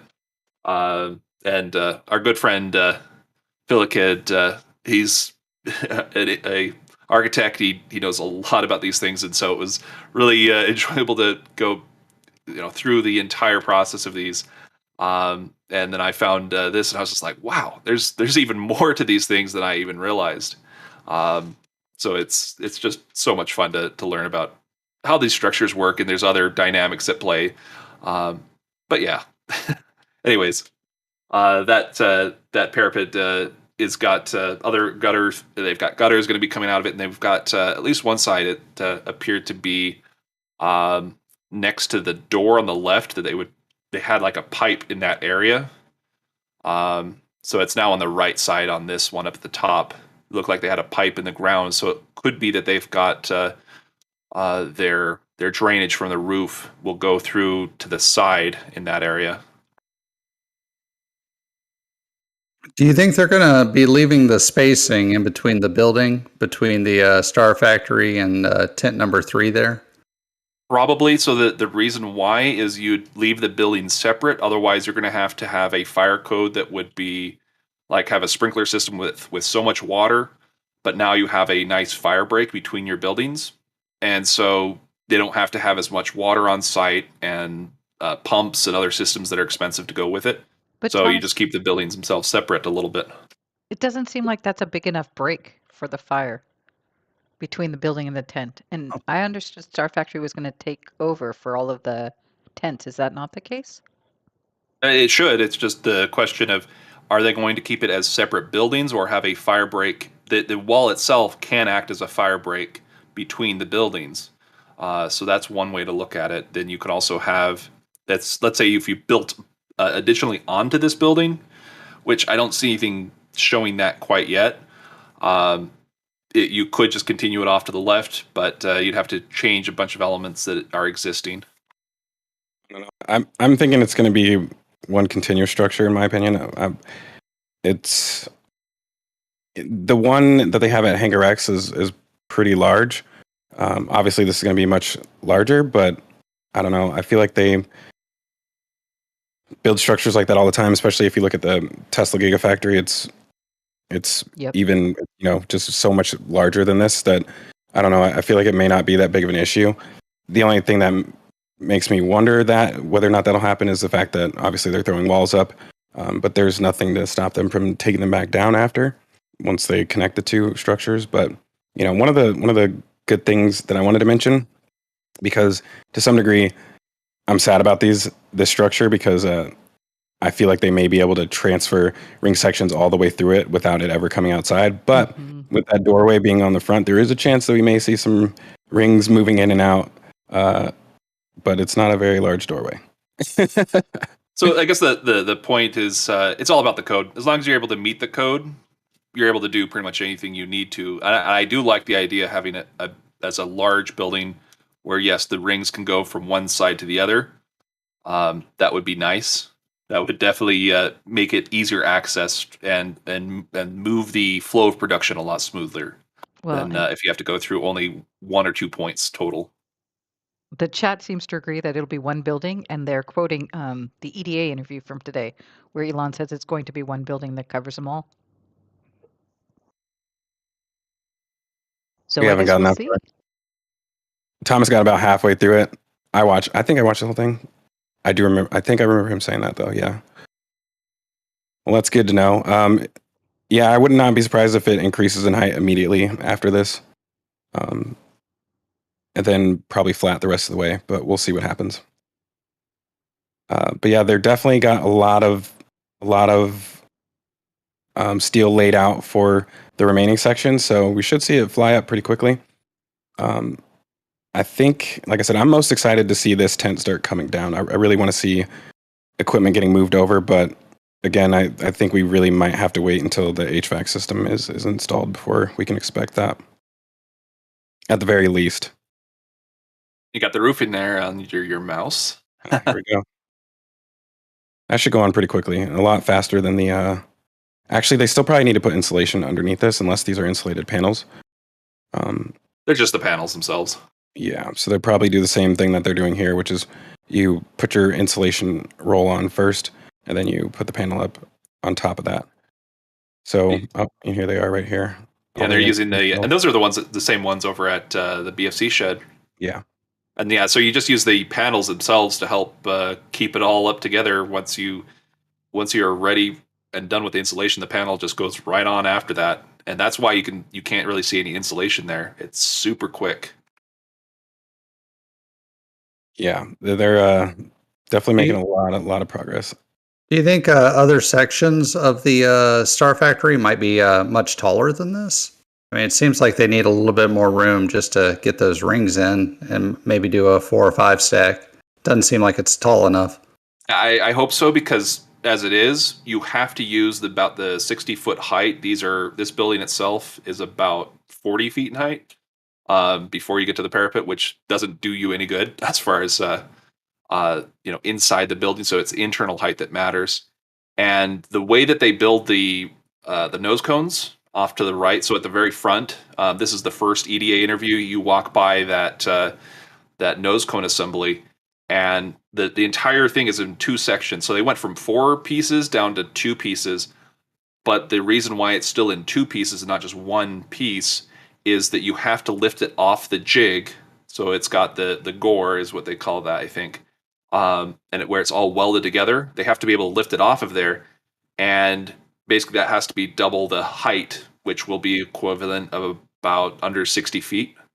Where that tent works, but this building, I don't think it does. You'd have to redesign some things or make the entire system be shorter somehow, which you're only dealing with the nose cones themselves. So you're going to have to redesign that paneling system or make some other changes. All right, I'll call it. There's going to be a section that's way taller than this. Yeah, I would say the 60-foot section starts immediately after this. Yeah. Because sorry. Just the way that it looks, I mean, it looks to me very similar to and this is a bit of an exaggeration, but let me show it anyways. So on the wide bay, the way that this rooftop meets the next structure, it almost looks the exact same to me. Obviously, it won't be anywhere near that tall, but I can just imagine it going up immediately like this. Of course, that'd be really funny if the entire rest of Star Factory is just as tall as Mega Bay. That would be pretty awesome. And one thing that we forgot to mention, actually, we might as well move over to that in the ring yard. Before you go to the ring yard, can I ask a Star Factory question? Yeah, go ahead. So Science 3993 asks, can we expect a lot of solar panels on the Star Factory roof? I sure hope so. It does depend on the weight bearing of the roof. I think that style roof can hold that amount of solar panels. But that said, Pretty reinforced, yeah. Yeah, you don't. Oddly enough, you don't see solar panels on the roof of the Tesla factory. They're slowly building out the Tesla logo, I think. I'm not 100% positive. I'm pretty sure they've started it. I would expect them to have solar panels on here as much as they can, and again, it would be cool if they arrange them in a SpaceX logo, so that Mauricio can get good pictures of it every year, every time he does flyovers.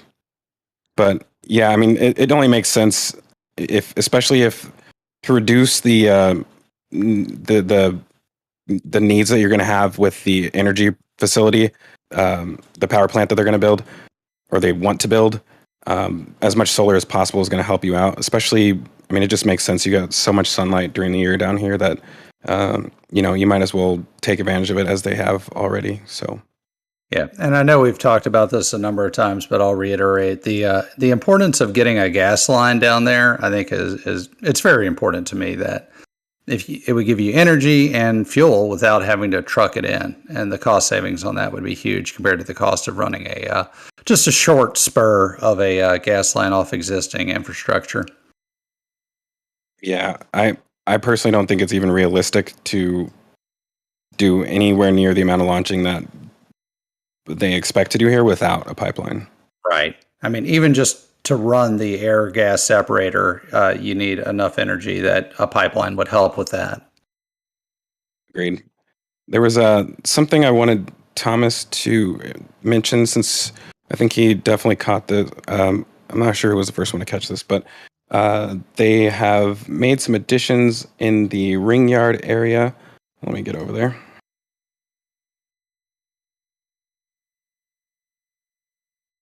So last week we saw the holes in the ground, and this week, I don't know, Thomas, can you tell whether or not these are?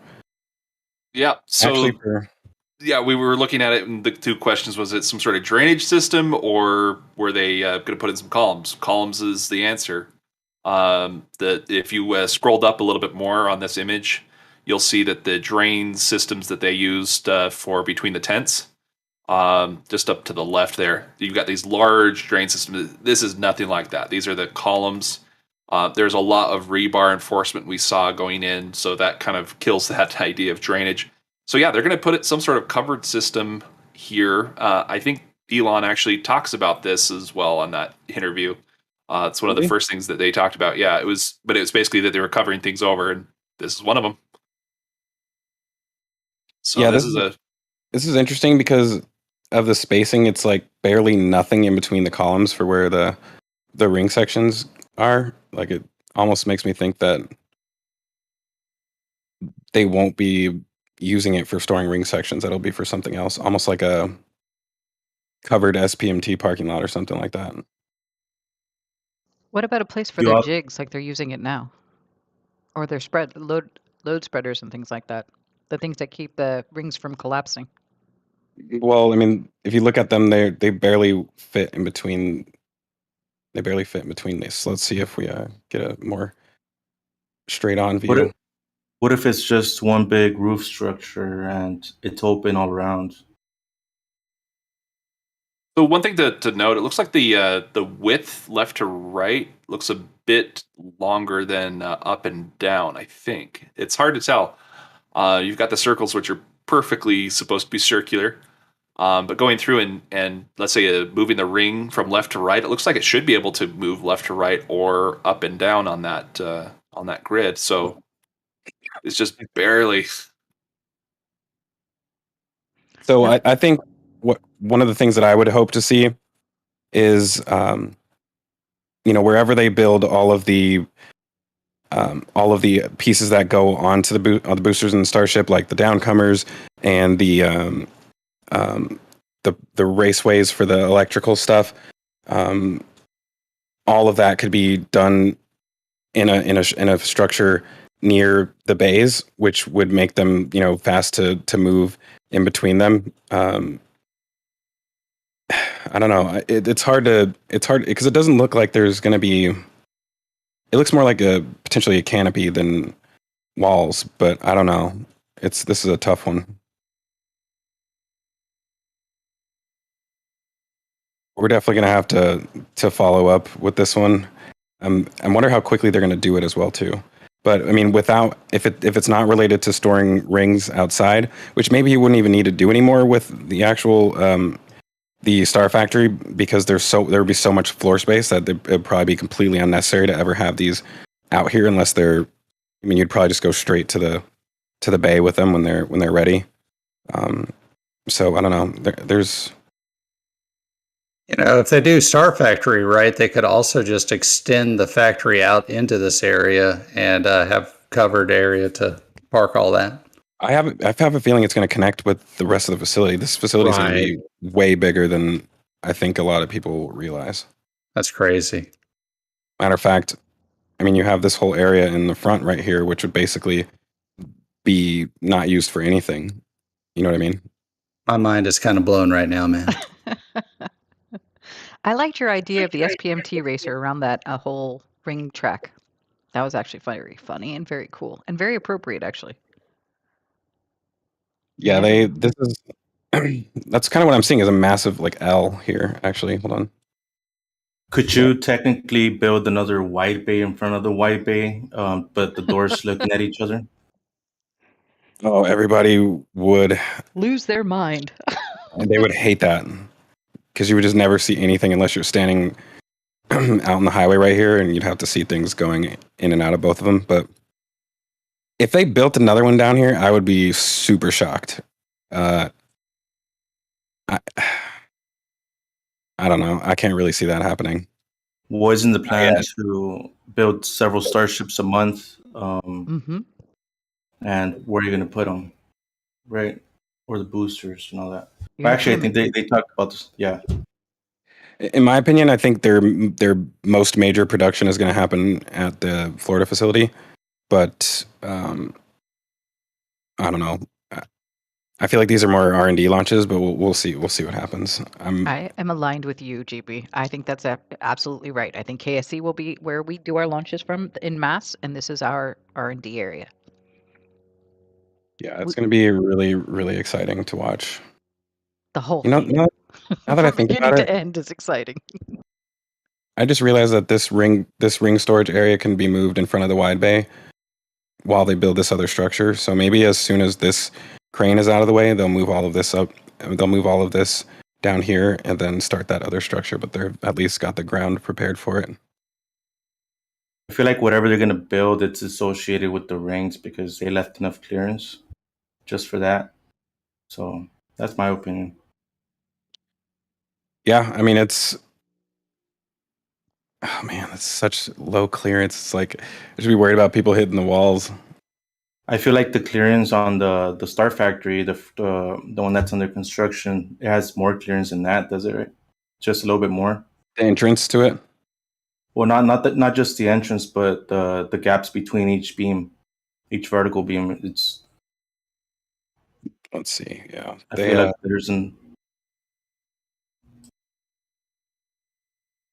Yeah, I mean, I think they have a lot more space in here. There's still these other holes in the ground that they never did anything with yet. I have a feeling those are for mounting like gantry cranes or something like that. But yeah, I mean, you can see it's pretty wide in comparison. I mean, the other ones are about spaced about what this doorway is versus an entire hallway like this. I don't know. It's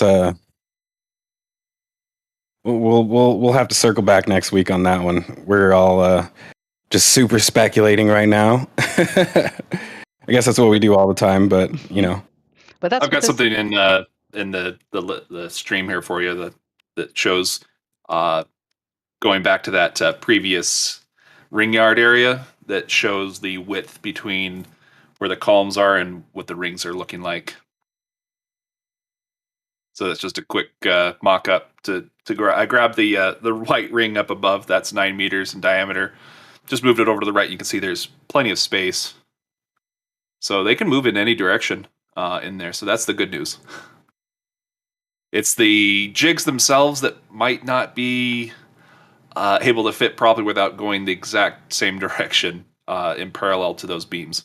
So at the worst dimension, you might get stuck. It's gonna be like playing Tetris in there, trying to move things around. I love that game, and I'm really good at it too. Giant bridge crane. Tic-tac-toe. So let me go back to the the ring yard, and we still have no change in the mid bay. Really disappointed. I almost deleted my Twitter account this week over this, but Booster 8 has not been stacked yet.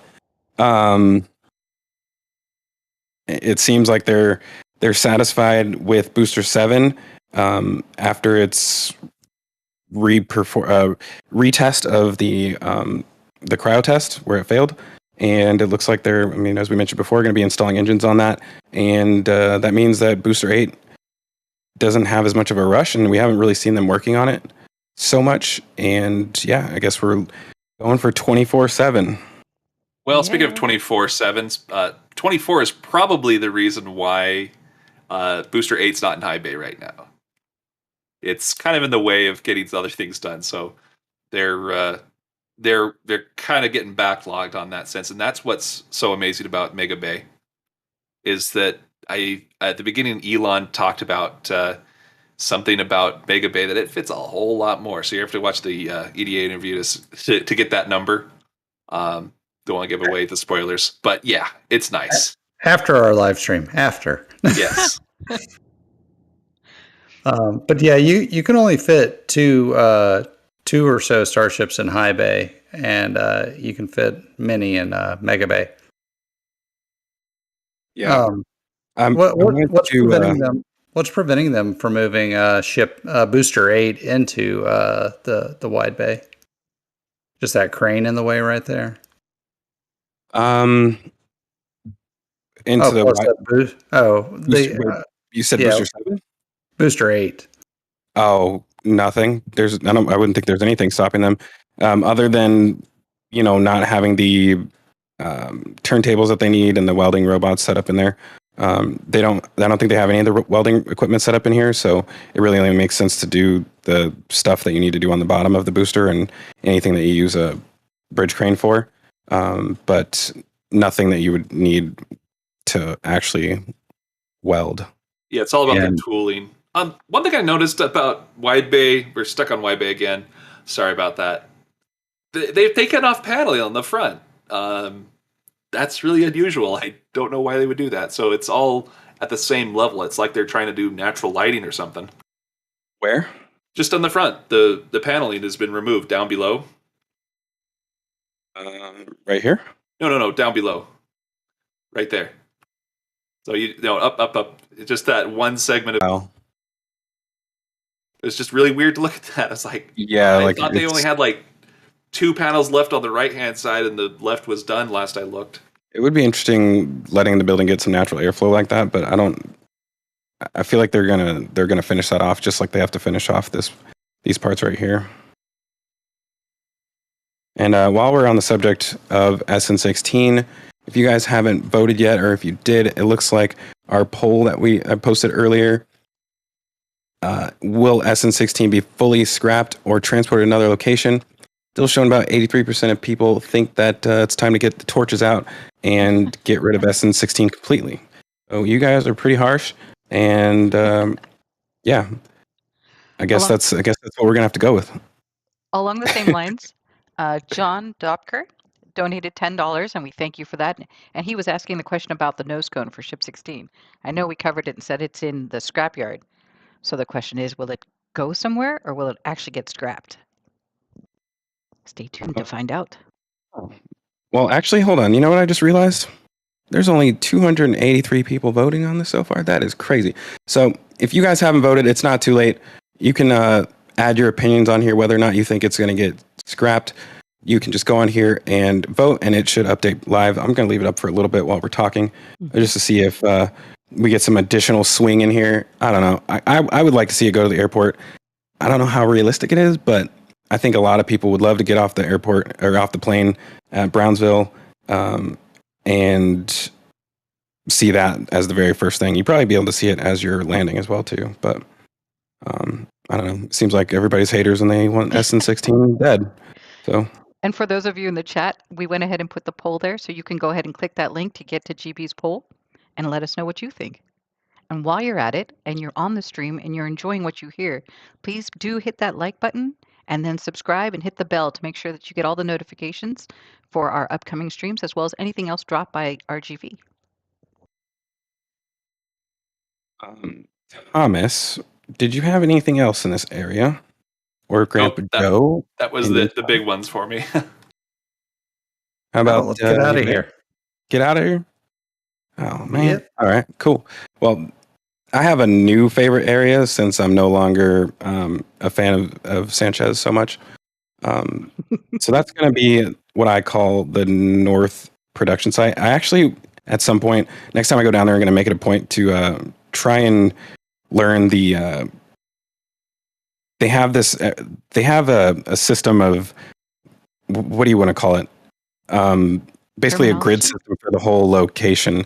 So I think the entrance at the Sanchez site, the first one is B1, I want to say, or A1. I'm not sure. Mauricio might know. He's down there a lot more often than I am. The ones outside the launch site, I believe, start at C, C1, C2. Where's Jessica Kirsch? Is she in the audience? I know she knows the answer to this. She's not yet. Hopefully, you can summon her through your mind. We need a pro. And I need to get out there more often, I think. So yeah, it's nice being able to refer to things as in a grid like that, because it makes it a lot easier if you're trying to separate pictures by a certain area. And this is actually not the right image. Hold on, let me see. I think I swapped to the wrong one, guys. There we go. So, yeah, this is the new exciting area, in my opinion, because with the increased production rate that's coming up, we should start seeing a lot more equipment and stuff for building starships show up out here. And there's still other facilities under construction, in particular the wide bay, which we're not really sure if this is destined to, but I don't know. Do you guys have any updated opinions on this? It's kind of all over the place on that guy. The only thing that's new are those two panels just below your mouse there. There we go. Those panels, they obviously go with this structure somehow, but how, we're still just looking at going, there's slots in it. You can, do 4 slots on one side, 4 slots on the other, it looks like. But yeah, I haven't really gotten any other ideas going on this yet, or any other theories that make any sense. So far, it's just a kind of a mystery box. I hate mystery boxes. Well, we know what's inside of it. Nothing. Yeah. Well, for now. But there's also the thought that it's for Starlinks, and I think it was Starship 3D that brought up that theory. Yeah, I'm just wondering if this rail on the bottom is still going to remain here, these two, because that's going to kill that theory as far as Starlinks being brought up from the bottom. But I don't know. I was hoping that they're going to make some progress on this, but I think there's other portions of it that are still under construction. or being fabricated inside this building. So It seems way too heavy duty to be anything that goes to orbit. The only other thought I well, it's had definitely on not going to orbit. the only other thought I had on this structure is it could go near the launch site. The way they're building it's very strong, sturdy, steel plate, that kind Yeah. of structure. We've only other seen this kind of stuff for either welding or the launch site, but this would be super strange either place because it doesn't have any robotic areas. It only has that slot, which is approximately what you'd have for Starlinks. But like, why would you have this? So it could be that this is a test prototype system for their Starlink system, but I don't get it. I just like the giant guitar right above it. Well, what's funny is M. John in the chat says it's a box for Bezos. We got to keep him away from space. He's doing that on his own, though. Is that Stumpy's new cage? It has Windows. Stumpy doesn't get Windows. It's an upgrade. Only So, Bill Gates gets Windows. I did see one question in the chat that I wanted to respond to. Somebody asked why not put the poll in chat. I personally am super against that because it blows up the chat, and if you're able to actually, like, I can't tally how many people are for which side. It's more like an approximation if you're just scrolling through the list, like, oh, it looks like there's a lot more people who think it's going to be scrapped. So for me, it's easier to just be able to have an actual representation of what the audience thinks. And yeah, I don't know, hopefully most of you don't mind that. I know a lot of you are looking on computers, which makes it easy to click on a link, and if you're on a phone, maybe it's a little more difficult. But yeah, just let us know in the comments, I guess, after the video, so that we'll be able to see that if you guys have any opinions on it.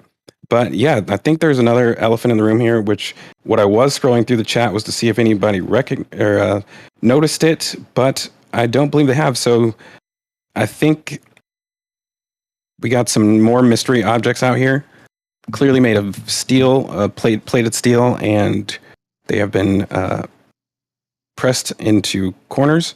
So Are we thinking they're like the doghouse?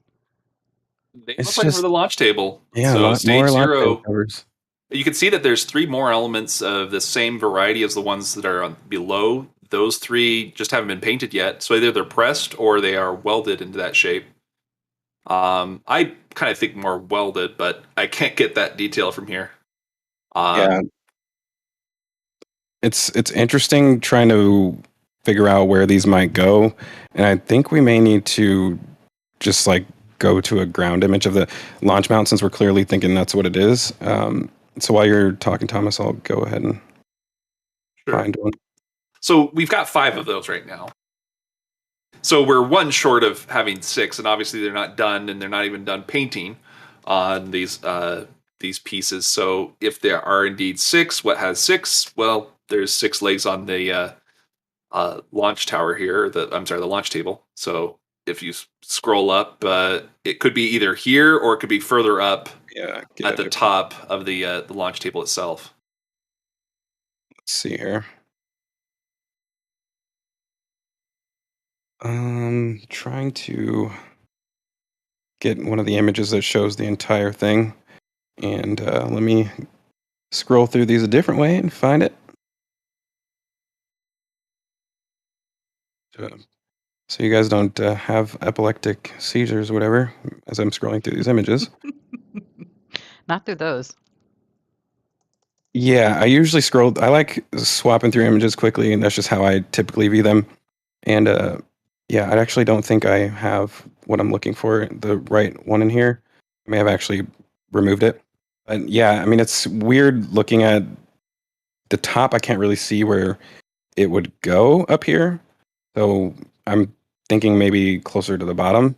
Well, it could go on the inside. It could go in all sorts of weird places. But yeah. Where the Washington Monument is. So actually, it would be like the let's say the inside where they have the columns themselves. They have this little area where they kind of stick out in inside the launch table, because I think what they had going on is they designed it one way.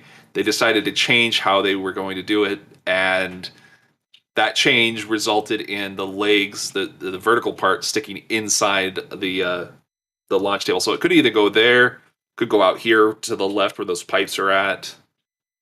It's just a lot of places that they could go. The problem is that you have to have an interface. Let's say for that one, that one's pretty square, or it kind of has a square shape. So towards the top, it would make sense, where you change from one style to another. Or it could even be. The first thing I thought was, well, what if it was just two of those, and I saw two of them were painted, and that made make sense. It's like, okay, maybe they could go on the pins themselves. There's a multitude of areas, but it seems launch table related. It could even be something else, like it could go for a piece on the launch tower. So there's plenty of areas that these could go, but no idea on the exact placement, unless we see like, oh, this is the same shape. That fits. Okay, that's where they're going. We don't see that yet. Yeah, I'm actually, I was wondering something while you're talking. If somebody maybe in the background can look at some of the older images and see if these little notches on here have been here for a while, or if these are new. I'm kind of wondering if They maybe ran conduit up those legs, so they had conduit to do power up above. Yeah, that was the. I think it was actually the initial pre-press lines that were mounted in here for the booster before they had a QD on there. I think it was electrical conduit. It was just the gray stuff, but yeah, it was temporary. It's gone now. So let's go back to our ground fabrication area. Yeah, so we'll have to keep an eye on those. I mean, they definitely look awfully launch mounty, especially with the color that they are. These little weird triangles down here too. You can see that those other three, if they are all the same, and they kind of look like they are, that the points aren't 90 degrees on those other three. So if that's the case, and these other two are the same, we're looking at very squashed pieces, but they are faced up towards us, so they look more spread out. Yeah, I'm just like sitting here imagining in my head what this is. It's going to be a new mystery for next week, I think.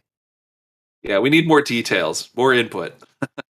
Yeah, I already know I'm going to be watching Lab Padre cams to try to catch them as they're installing them. Hopefully they move them this week. And we may have another cam review as well to... By the way, you see that little golf cart right there just to your left? I saw a ground. No, the white one. Dead center right there. Yeah, that one. I saw that one on the ground, and it was serial number 469. Wow. They would have that there. Oh, hey, now we got an idea of how those AC units for the Star Factory are going to be mounted to the ground. Right. Do you think it does intake, and do you think it recirculates the air from inside, or just straight? Yeah, this is one of them's return, and the other one's supply. Oh wait, I'm sorry. I wasn't thinking in terms of AC. That's not the air going in and out. That's the coolant. My bad. These actually look like ductwork. So I think so. I don't know. Yeah, there's a couple of ways to skin that cat. Well, I'm sure somebody in the chat is going to let us know within the next few seconds, which is why I'm not going to guess, because we're going to get an answer here soon, I think.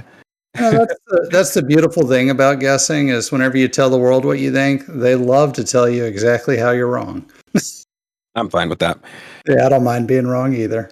I think we'll say for now that those are the AC units. It only really makes sense. I don't really... Whoa, what's happening over there? Yeah, those are definitely AC units. That's the right side of the plane. I think it's just occluding it. Yeah. Yeah. Occasionally, I forget that we're in a plane, and I'm going, "What's that little fuzzy thing on the screen?" Oh, it's a cloud. So we do have this new dome that was sleeved. I actually haven't seen this yet.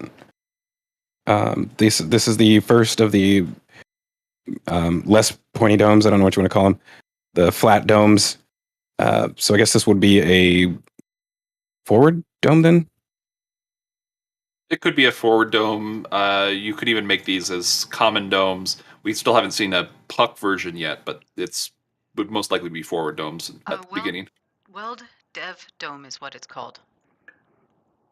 It's a miscellaneous dome. Miscellaneous dome. Mm-hmm. I'm not going to call it that. It's a flatter dome. They're like 2.8 meters tall versus the 3.6 meter tall domes. But the cool thing is it gives you more volume and less dead space that you can work with. So it's really optimizing what you have available and actually reducing the weight. So it's better all around. Apparently, the label also said sleeve dev for that dome. Oh, they have to develop it. It's a development model. That's what that one is being used for. That's what that would indicate. I just love the little area that says keep clear. Like somebody's going to park something and the one way to get in and out of there. Hey, okay, this is an update that I think this may have happened previously, but I didn't realize it.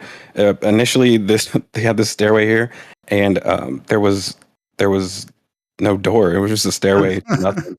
So it looks like now they have a door in there, and this must be a two-level building right now, which makes me to do think that. actually that this pulls in outside air and that it's feeding the upper and lower floors instead of having return air. So if you go to the left bottom corner beyond where you're at right here, just in the pile of stuff, there's additional stairs that they have elements for. So just to the left, there you go. So you see those kind of almost L bracket shaped stuff. Those are for stairs. Okay, I was wondering what those were for a while. Yeah, then they've got the rest of the steps that go with it. Looks like so. Yeah, they've been going through and taking these buildings and turning them into two-story buildings. So it has two floors. You know, the ground level and the upper level. The same thing happened to the BFC shed. So those stairs might go to BFC shed that now has a floor basically just above the ground floor. They've been using that technique, I guess, of, well, we don't need this ground area for fabrication. We do need offices, though. So they're reusing spaces as they need. And they're building out further on that ground fabrications building. So BFC is the big freaking crane. And didn't they pull that out of the shed? Yeah. It's at the Sanchez site currently. Mm-hmm. What is this? Conduit. Lots and lots of conduit. They buried so much Must be for the Star Factory, I'm guessing. They buried a ton of conduit for Star Factory already. It's pretty crazy how much they've. Could be on the That's a lot of power. The roof. Yeah. They buried it. There was one more thing I was going to point out here. You know, this is my favorite area, like of all time, because they built the launch mount here. You can still see the scars. She's a heavy one. I'm hoping that after SpaceX gets approval at the end of the month, which I think is going to happen, that we'll get our first orbital launch, followed by the completion of the second launch tower. But I think before that launch tower gets completed, that we may see major groundwork happening at Starbase. And obviously they're going to have to, we'll probably know that it's coming because they'll have to redo their request for information or whatever it was for the Army Corps of Engineers. But I think that once they get that approval, I think they're moving one step at a time. Like, we just want to be able to launch stuff. Once we can launch stuff, we'll worry about trying to get approval for a second launch tower. But that, in my opinion, would be one of the most exciting things that we could ever see happen. I mean, don't get me wrong, I'm really excited for the other launch tower in Florida. However, I would much rather see two of them at Starbase, because that means we get to watch it. Heck yeah. So before we leave the grounds fabrication building, I do have two ground shots to show you on the backside where you can't see it here. what's going on the ground fabrication side. And it also shows that mystery box as well. Before we If you get want out to of pull those up. this picture, there was a question. Oh, too late. All right. So John Dopker is asking what the black long pipe is with the fins. Okay, so that's a jig for a crane jig. That's what they used to use for Booster 5 for putting the LOX header tank inside. They would basically mount it, I believe, to the side of the vehicle. And then they changed styles completely. Now the LOX header tank is in the center. That system is now redundant. So it's just sitting there taking up space at this point. Storage. Yeah, it's basically storage, but it's just random ground that it's like, hey, we could use this later, right? Yeah, it's pipe. We could cut it up later. GB, you're getting some slack in the chat. They're saying you're two-timing Sanchez. He says you're going out with another part of Starbase. Yazada is I don't calling care. you out. I don't care. I switch teams quick. Yeah. I don't even watch Denver Broncos anymore. Zach is agile like that. Yeah, I don't even watch the Denver Broncos anymore ever since I moved. The Bears. No. Just not the Broncos. But going to the image that Thomas was mentioning, let me see where this thing is at from up above, actually. Never mind, I'll just swap. So, what do we got here, Thomas? I'm pretty sure Mauricio called this a smoker. Mauricio, do you want to pipe it on this object? Barbecue. What? You can see the little exhaust, the little pipe up on top, and that's really typical on smokers. On the right-hand side. Yeah. This But is wait, is this for barbecue or is this the mobile Star Factory tile baker, the bakery? Oh man, that would be the smallest bakery ever. If you break one tile, this will remake it. But do smokers use so sad. propane? Yeah. I mean, it could be. I don't. That pipe is kind of weird. Now that I'm looking at it right now, it kind of curves from. It has like an L shape, and it's usually pipes like that for smokers that don't have that. So Well, they it just usually go stops things straight from up. getting inside of it. It could. It's just a little triangular plate that's welded onto the top of it. It looks like, but I mean, it still could be an actual exhaust pipe. Hey, if they're cooking, I want some. It's an odd place to cook at, but It's I mean, on I've the been left. out there. So I've what been out there what I was and- referring to was on the left-hand side, but this one is an obvious one to look at. So if you look at the left-hand side, you can see they've removed the paneling off of the GSE fabrication building. It looks like they plan on extending the building. So they've removed the paneling. You see insulation there. Looks like a spray foam insulation. Some of it may have come off or it wasn't completely filled. I can't tell on the top part. I can't What tell if have it's they- ripped or not. What have they done to my baby? I think they just ripped it off. Yeah, the baby's growing. It's getting bigger. Yeah, that's how. See, like I said, stuff like that is always a good sign. As long as they're expanding things, and we should take that as a sign that things are going well, as far as getting approval for launch goes. If you want to grab the second image just to show the mystery box, that's what's kind of focused on. You can see this in the background, but yeah, there's not much else to tell. But one thing that's useful to note is that door is meant to be a door. It's been rounded at the corners, so that is useful to note.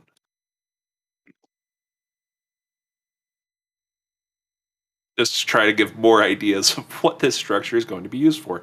But that is super thick steel that they're using all over. It's not exactly normal for other processes they've done here. This is probably the largest version of a box like this. The closest is we've seen welding boxes kind of like this, but not like this. This is huge. And right now it's got that one entry at the beginning. It could be the tile factory. Like they might be making some sort of giant oven or something. But yeah, I don't see any tiles or other systems to make a thermal system to do anything. It's just doesn't make sense, whatever this is so far. Yeah, that's a tough one. I've been pretty stumped on that for quite a while. So let's see. Got any more stuff near the ground fab building? I'm not sure. What time is it? It is 2:11, so I just want to make sure we're saving time for the launch site. But let's get back to. Actually, I think that's most of all we got down here. Parking lot's looking good. Yes, sir. I love new parking lot, less dirt. May throw some nice. poles up soon, I guess. No, it looks like they're putting up places for lighting. So the parking lot's going to get its own lighting, it looks like. That's what I was saying, for some poles, or even better would be a shaded area. Maybe some solar panels and Tesla superchargers. Yeah, exactly. They did run a ton of conduit over to this area. You can kind of see. Let's see if I can go to another image without. Okay. I'm going to search on the bottom, actually. So there we go. It was actually the next image over. So next to next to the parking lot, you can see all of this, all of these. What do you call them? Conduit? Well, the conduit is running to here, so yeah, there's a lot of like power that's been run to this parking lot. So yeah, these could be as simple as streetlights, but it also could be. I would hope that they put like a canopy up, and then they put solar panels on top. It's always nice to have shade for your car when you're working 12 hours a day. You don't want to get off and have a hot car. So, and plus with all the Teslas around here, it only makes sense. Is that the smoker right there that we could see? Just at the next to the truck. It's like the trailer, then the truck itself. There you go. That would be a weird place for a smoker.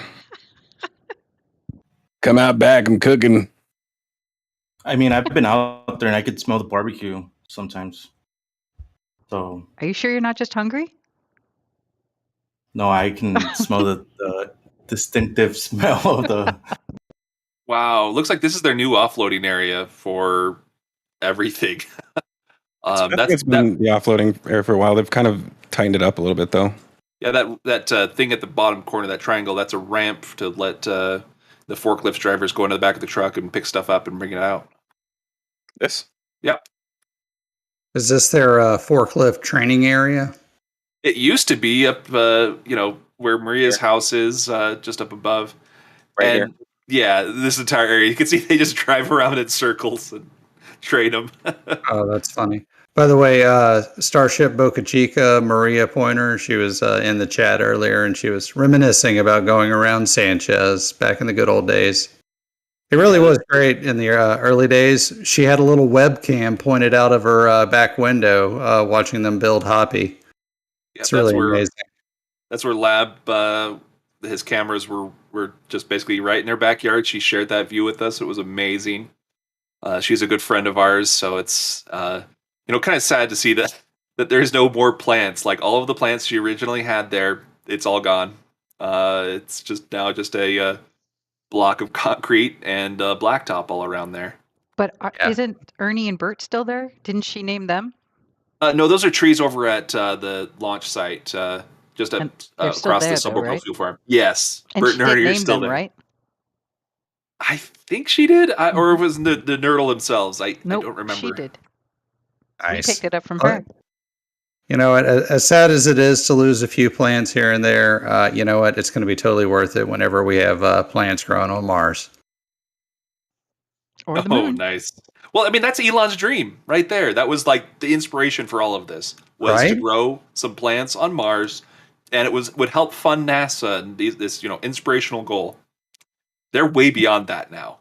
If only it weren't for those pesky Russians getting all greedy on them, we wouldn't have had SpaceX.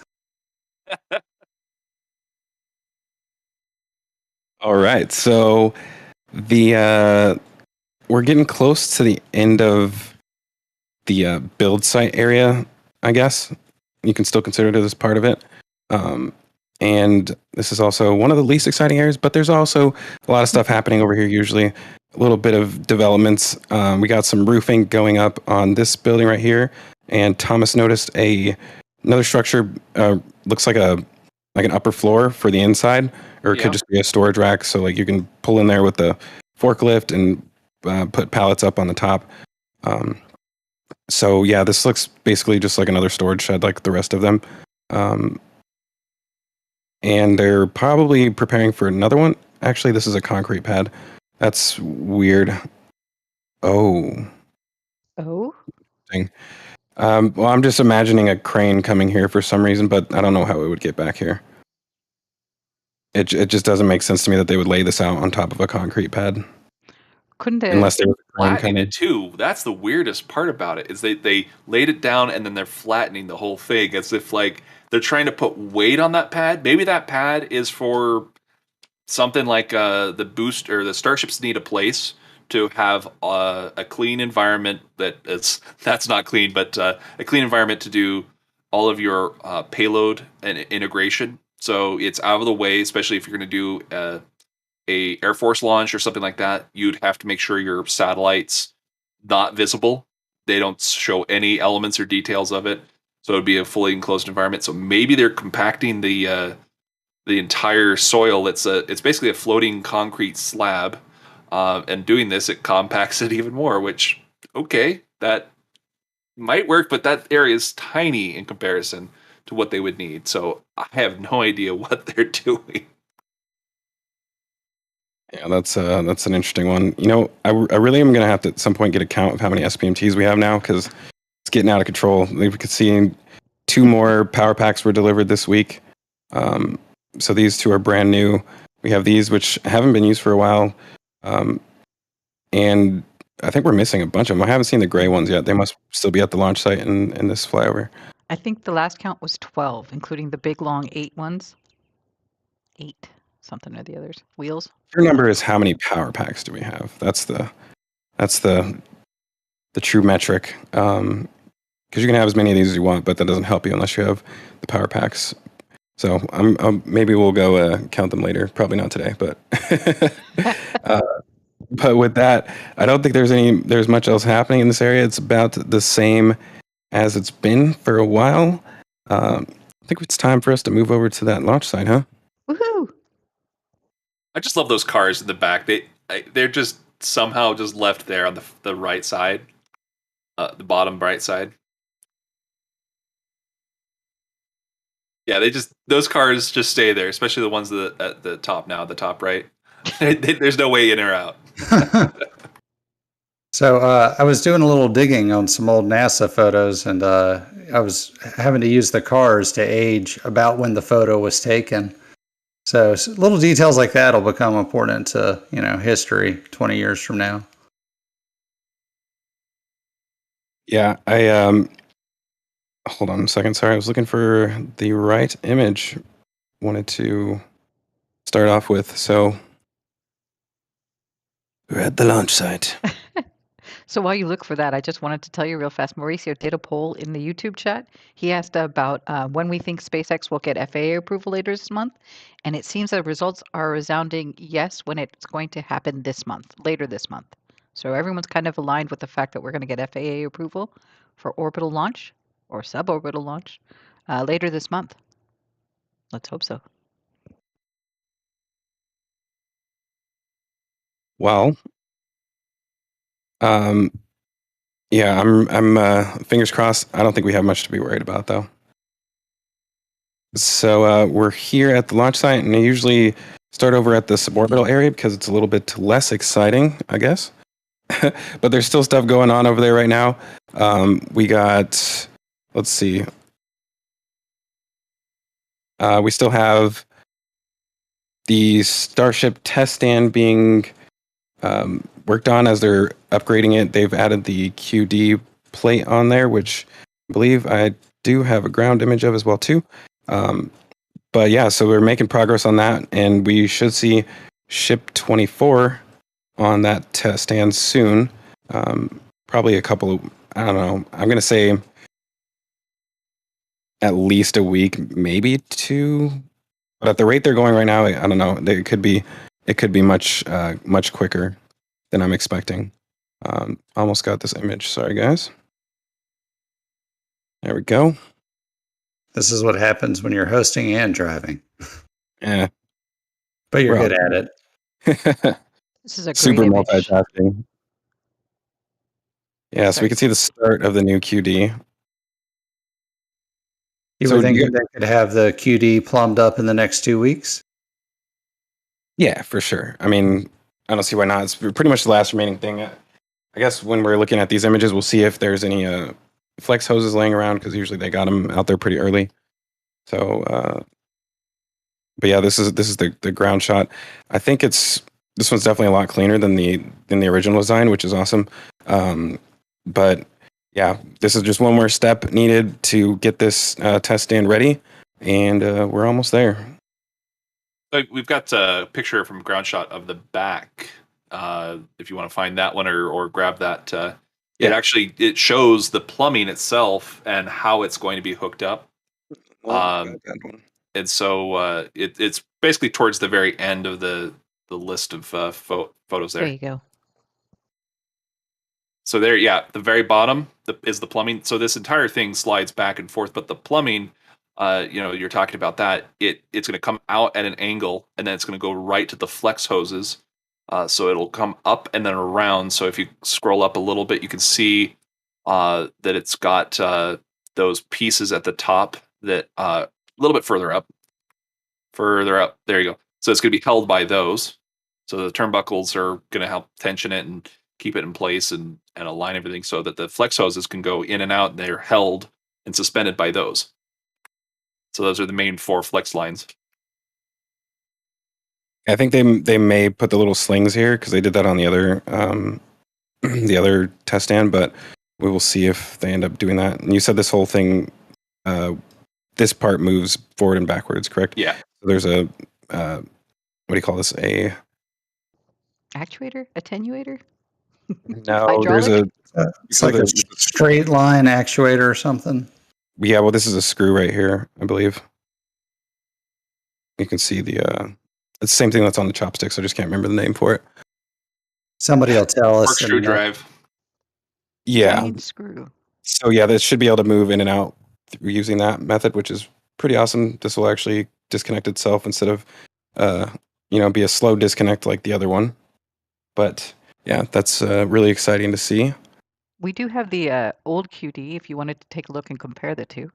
There's an image in the chat. Yeah, Assuming you wanted to. Show the other one. Curious, is the white glue? Like, what's the white stuff? White stuff? Mm-hmm. On the other image. And a bunch of the images we've seen today, they all are like white stuff. See the white stuff? It looks like a glue or something. Right there on the stand. There you go. See the white in between the two? Yeah. What's that? I Or think they've that's angle grinded. metal. Yeah, it's just metal. It hasn't Okay. been painted yet. So there was a Yeah. weld there that they kind of shaved down or something?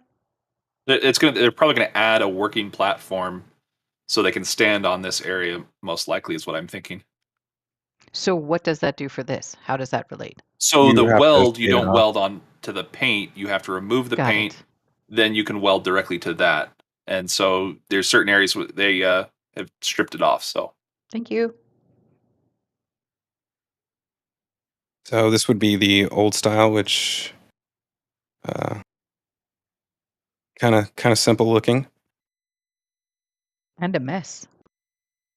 A little bit. Yeah, they're probably going to dismantle this soon. So looks like it's on a rocking chair. It's a rocker. yeah.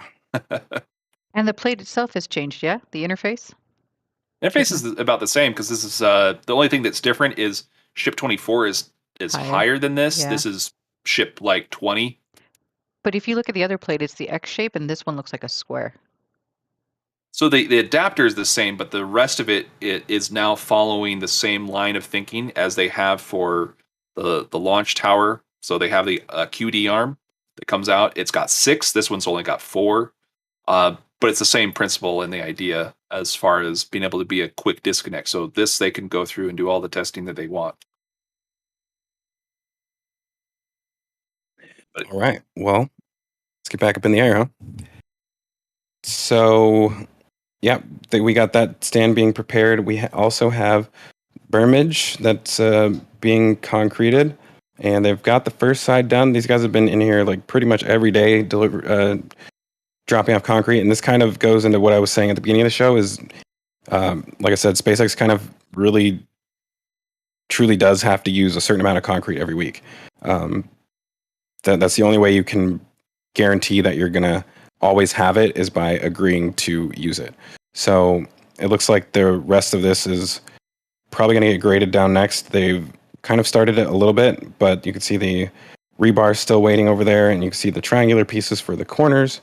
And each of the corners, some of them are dug down lower than the others, and I guess that Thomas kind of mentioned last week that you use one of them as a form for the other. Yeah. Matter of fact, these already have concrete. This is concrete, I think. Yeah, it's got the forms, and so they need to take out the forms, and they look like they're about to do that, but it's still slightly wet. So they're going to take out the 2x4s and the stakes, and then they're going to pour the concrete for the rest of it. And that's what they did on the sections to the right. They did that same thing. So it's basically every other panel was poured separately. They removed the forms, and then you can see that at least at the right-hand side, there's something else going on there. Like they've got a little bit more they're doing. Hey, this is the berm that's getting concreted, correct? Yes, at the suborbital Nice. fuel farm, Pad A. This one looks like the entrance to a secret facility. It looks like they've got just a bit A more bunker. form work that they need to remove, and then they will concrete this area. Maybe I've just played too much Call of Duty, but that's what it looks like to me. So I'd be interested to see if they just stop here, or if there's really no reason to do down here. But yeah, I mean that would be quite a task, because you'd have to. I think this is a wall right here, so it'd be tough to get back there to do it. But we will find out. I would expect actually the rest of the suborbital farm, if they needed a place to use concrete, they would do the rest of the suborbital farm before anything else. And eventually, I think this was supposed to be a full driveway around, but that's what we were hoping for. The original plans that they posted to the Army Corps of Engineers, they show that it's a driveway basically out to the far right. It would be nice to be able to get around there for the workers so that they can go from either side to the location they need to be. Can't tell if these are flexible. They look flexible. Might be those flex hoses that we're waiting on, potentially. Old ones, maybe. Yeah. From before that's everything they tore off of it. Those might be either reusable or just old ones that they need to figure out a use for. That berm is going to be concreted all the way around, correct? Both sides of that berm? I'm still betting on no. Golden Boy, I think you're saying yes. That's where the crow lies. In my opinion, it's like I said, it's just one of those things that you do it because you need to use it, and to me, just like practically, it makes sense to have the whole thing done as far as what the goal of it is. I mean, you could see right now that with the right amount of erosion, if it was left unattended, this could actually collapse down and it would break that concrete. So to me, for anti-erosion purposes, you would just encase the entire thing. And ideally, at some point, the same thing will happen to the one by the orbital tank farm, or by the launch mount. I'm surprised that they haven't done that one already. I thought they kind of started it initially, it seemed like, but then they just did a little ramp at the bottom. But we'll go over to that area in a second. So the Pad B area currently does have the Jersey barriers that you call the wall. Those Jersey barriers do prevent the soil from eroding into Pad B.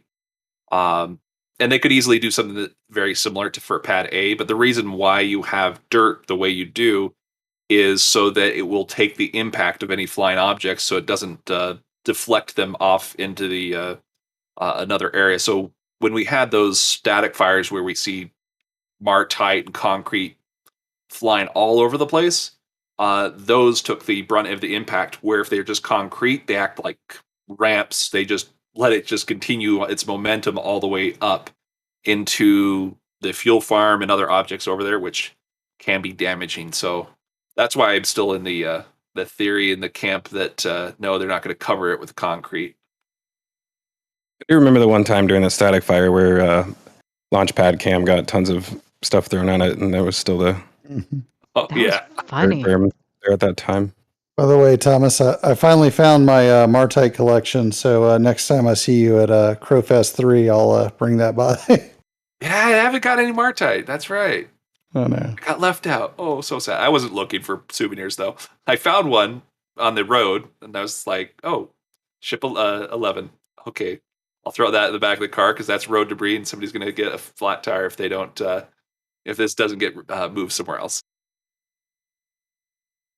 I am trying to get back to this image right here for the. Sorry about that. Let me actually get closer to. Is this really the first one? Okay, that's weird. So. Over here, we've talked about this before, this structure that's been under construction for the last few weeks, and it looks like and this is the edge of the image that I can get to right here, they started digging out the ground right here, and I'm pretty sure they're trying to access electrical conduit that's down here. And as of now, they've actually gone all the way to the road, and I may have to go back to one of these images in order to show it. They also do have storm drainage over there that they might be accessing. So they dug up the corner right there. Yeah, and as of right now, they've dug up all the way to the entrance. Yeah, so it's either going to be voltage that they're going for or water that they want to be able to mitigate. And they have some water problems in that front area, which was our first thought of why they were doing it. So yeah, I mean, so right here in the top of this image, it's kind of hard to see. Let me move back to the other one, actually. There's some, and again, it's still going to be hard to see because they're up in the top corner. You guys cannot see that. I am going to find a better one. Yeah, there we go. So right here are a few server cages. So these are basically for computer racks. And I'm pretty positive once this building is complete that those are going to go in there, and probably a lot more as well, because they do have a ton more at the ground tracking facility. And so I'm thinking that with them trying to access all the conduit, this basically connects over to the control building near the tank farm.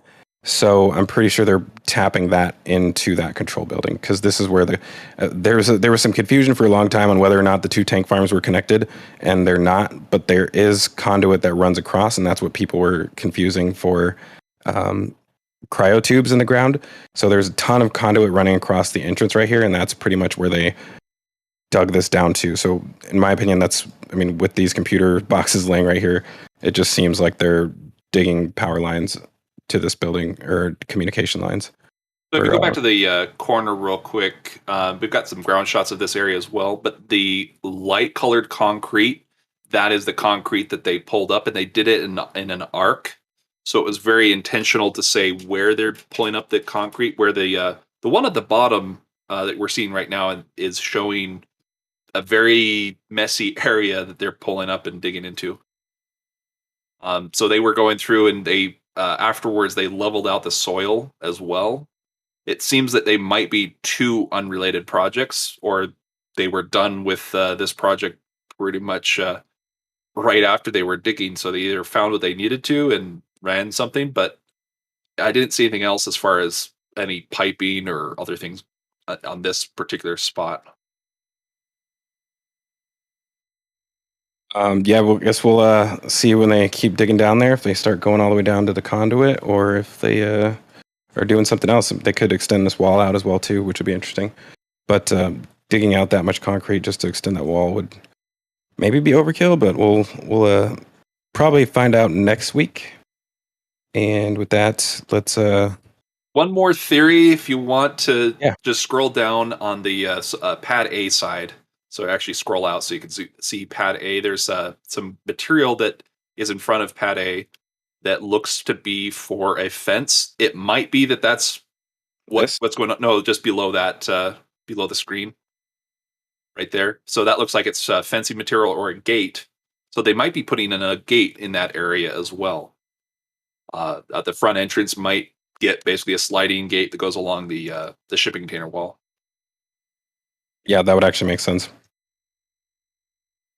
Because that would definitely add a lot of security, and it's definitely long enough for that. I mean, Yeah, I measured it out for that, and it does fit for what would be in here. It doesn't look like they've used any of the pieces, which is funny because to the right of all of this, they did put in a gate. And it's a work in progress, but it's mostly done. To the right of the it's basically right in front of the orbital fuel farm.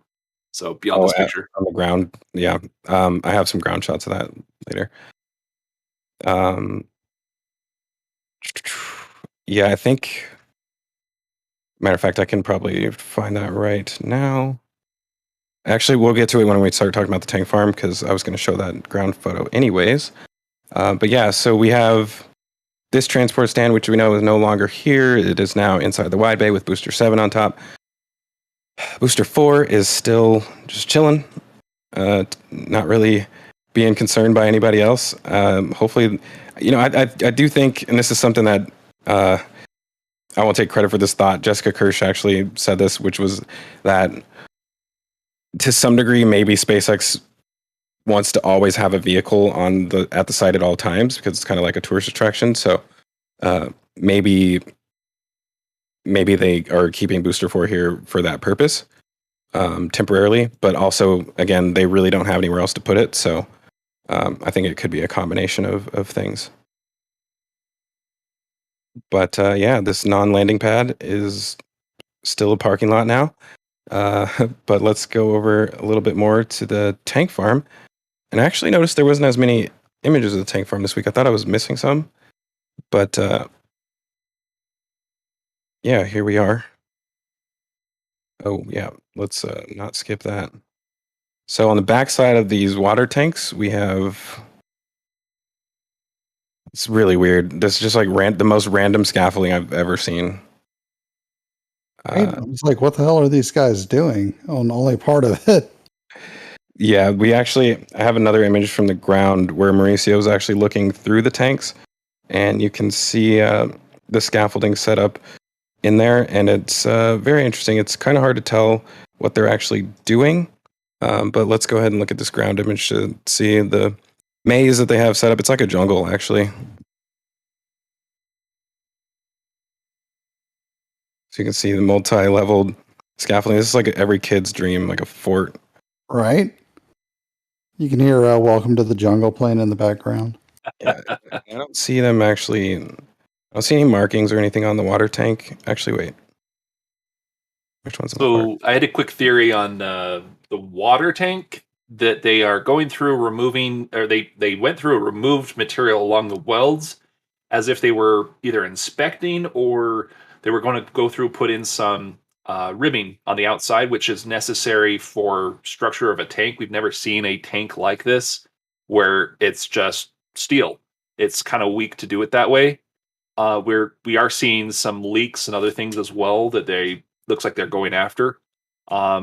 But it could be that they needed a water tank. They didn't need a lot of water, but they only needed enough water that it filled up the bottom section. And now it's having the issues because they don't have that ribbing, and they left the welds exposed for so long that the corrosion has gotten at it from the salty sea air. Yeah, it's I wonder if they're going to keep building this up. I haven't seen there's more scaffolding towards the launch tower, but yeah, that's really weird. And they had this scaffolding up and then they took it down and then they brought it back again, so it's really, really confusing. We almost fully wrapped this tank, it looks like. And as you guys can see, We're still looking at the scaffolding. Oh yeah. Let me switch back. My bad. While you switch back, we also want to thank John Dopker again with his $10 donation. He asked about the concrete out on the street, but we can get to that when you're a little further along. We can go talk about it now. Okay. He was asking about Highway 4. He asked what did he ask? He asked, when the last paved Highway 4, did they reinforce it to not pothole up as bad? Yes. So they dug down deeper, put more road base. So originally the entire thing had only like a foot for road base. It was just barely anything. It's amazing it held on for so long. Then they went through and dug maybe about 4 or 5 feet down, put road base in there, so it's extra thick and extra strong. So they start out with the larger, thick rocks, big ones, and then they get down to a smaller aggregate as they move up. So it's going to be like a Roman road. It's going to really last a long time. They'll have to resurface every once in a while, especially with the amount of heavy traffic that goes through there. But it's not going to take as much damage now. Yeah, and some of you may have heard me explain this before, but when my first trip to Starbase, I sat outside the launch site, and when you're on the side of the road, you could see, like, as like concrete trucks were leaving the site, you could feel the whole ground shaking. And if you ever used to watch the original Launchpad cam, when trucks would drive by, that camera would shake as well too, and you could tell that the entire highway was floating because of the way that it would bounce when trucks were on it, and these are empty concrete trucks, not even full ones. So yeah, it was pretty intense watching watching it back in the day, because it just really felt like it was unstable. But now it's a lot better. You don't really feel the trucks passing by. Yeah. The one thing you mentioned is when you were at Starbase, I remember you saw when you were there, it was just covered in water. It had been raining and raining, so that seems to be a common factor as well. Maria Pointer said when it rains and big trucks go by, you could feel it, and it cracked her foundation at her old house that we looked at earlier. Is what she said, that the trucks messed it up. I'm glad that speaking of trucks, this one right here in the bottom of the image, just pretty well timed. So something that maybe you may have not noticed this week, when the after the cryo test from last week, there was a very weird purge at the end of the test, which I'm probably going to talk about later. But there was just a massive amount of purging coming out of the kettle boilers at the end of the test, and there was just a ton of water that built up. I'm guessing it originally started as ice. There was just like massive amounts of ice back here. And obviously I didn't see it for myself, but I can tell you guys that there was about 7 or 8 of these vacuum trucks that came into the tank farm the next day to suck out water. And in my opinion, that is the reason why they have kept this grading as it is, so that they can see that water in there. Because if you put the concrete caps on there, then if there is water and it builds up too high, it may even lift the caps off. But at least now they can see it and access it as well too. And on top of that, it can overflow. And it's definitely necessary to be able to suck all that stuff out. And I guess that's something that they may have to get used to every time they do a test like that. But I also don't think that the test they did will be repeated very often. So we may not see them have to do what they're doing right now, which was bring in a very large amount of water trucks to suck all of that out. We So do got have a about couple. 50. Yeah, Yeah, we have a 50 couple of minutes left. questions. Do Sorry. you want to get those questions? Sorry. No, Yeah, it's let's all get up good. some. It's good we have the Indian same idea, star? you and I, friend. Do have a couple of questions for you guys. Ayush asks, is the orbital tank farm ready to support an orbital launch or static fire? I think we've answered this a It- couple of times.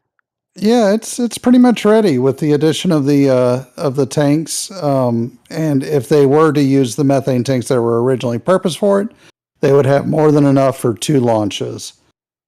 If they can't use those methane tanks, they can at least do 1 launch with what they have here. So one thing to note is that they don't have all the extra kettle boilers and the pumps hooked up. I believe that that's part of doing the suborbital launch license, that they're prepped and ready to do stuff for the orbital launch license, but they don't have the kettle boilers in. They don't have it piped, but they do have the motors installed now on the LOX and methane side. So I think once we do have the PEA done, and we're on the way to get our launch license, that they will go ahead and continue building that out, or right after the launch license, they'll build that out. And that's going to be maybe a week or two worth of work for each of those sections. You can install a kettle boiler like that in a day. No. Not everything that's going to be involved. So what they'll have to do is they'll remove this cap. Obviously, they'll probably peel back some of the insulation. They have to do the same thing down here because each kettle boiler taps into the pipe on the bottom, and then they have to extend the one on the top, add the manifold. They have to complete all of the ones on the bottom, which lead up to the bottom side of the tank. So these are the liquid nitrogen lines that lead up to it. All they really have to do with the pumps is install the flex hoses, I guess. But this part right here is mostly done. This is the most complete part of it, but they still tapping into this stuff right here would be the most time-consuming part, I would say. As long as they have that pipe ready, the kettle boilers ready, insulation ready, everything just prepped just to go do it. It shouldn't take too long, but I think about 2 weeks would be enough time to be like, oh, we're missing a part. They get the part, they can finish it all off and everything else. So it's a good timeline. It's just a rounded timeline. Makes sense. All right, and sorry, you want to get to the next questions? Jimmy, you were going to say something? Yeah, just to continue on that question, we've seen nitrogen being offloaded over here, which is mostly it's probably for these 5 tanks right here, because we know that these ones have methane in them, so they're probably just isolated from these currently until they switch these over to methane. But I wouldn't be surprised if sometime this week we start seeing methane offloads here. Matter of fact, about a week ago, I saw a methane truck come to the launch site, and then it turned around and left. That was really disappointing. They went to the suborbital fuel farm, I think. Yeah, and they just turned around and left. I was like, oh, man. Got my hopes up for a second there. Oh, no, it went to Sanchez. Sorry, it didn't go to suborbital. It went to Sanchez and offloaded there. It was one of the tankers for their electric generators that they've got going. I can't remember the name of the company, but it's the same one all the time. Yeah. Yeah, I'm always on the lookout for those. Hopefully, we'll see them soon. I mean, I believe they have enough methane in these tanks already to do a static fire if they wanted to. So maybe we're not actually waiting for methane to show up. But because they've been using nitrogen so far, correct? They haven't really been using the methane. Yeah, without doing a wet dress rehearsal or a static fire, there would be no reason to use it. So it's that they can get away with using nitrogen and liquid oxygen for all their current tests. Makes sense. So those two tanks right there, they've got methane, and they're good for doing suborbital testing and everything else, but they're not capable quite yet. Like, they could do an orbital if you top them off and got rid of all the ullage, you might be able to get it, but it's not going to be nearly as densified or anything else as you need it to be. So you need those other tanks to the right as well for the orbital test, and those are just nitrogen right now. So we also want to thank Mike Smith for his $10 donation. Thank you so much, sir. Every donation goes towards a flyover and making sure Mauricio has what he needs to get us the pictures we want. So thank you, Mike Smith. And then we also have a question from Stephen Lewis. He asks, are they repurposing those upright CH4 tanks? Yeah, they're light poles. So yeah, if you look at these at night, you'll see a big orange light coming off it. Mm-hmm. Which those should be low pressure sodium lights, according to the PEA. For the turtles, right? Because it's turtle season. I don't think it was specifically turtles, but it was one of the reasons is you don't do blue lights or something that's close to blue as much as possible. Turtles think it's the moon, unfortunately, as the baby turtle. So the Turtle Patrol and SpaceX, they have their own little division there. Look out for the turtles before they do cryo tests and other things. That's one of the last things you see go. You'll see a guy on an ATV that's red. That's usually Turtle Patrol, which he's state sponsored. Then there's the SpaceX one, which has got that weird shell on the back, and that's kind of fun. So wouldn't an ATV be bad because you might run over a turtle? Well, they're looking out for the turtles, looking for the turtles. So they're Crunch. they're looking at Oh. small objects on the ground. Low pressure tires. Just use really underinflated tires. They'll be fine. They have hard shells. They're babies. Anyways, the tanks themselves, we hope that they will, but we've seen no signs of any reuse. So you can see at the bottom, they're not connected to anything. The bottom right there on that tank, it's just open. They have no insulation or anything. Light poles. That's pretty much it. They got 2 lights on them, or actually 4 in total on these 2. That's really the only purpose that they have right now. And to blind our cameras. Yeah. I mean, well, if these weren't here, then they would just be on the other ones. But yeah, I mean, it's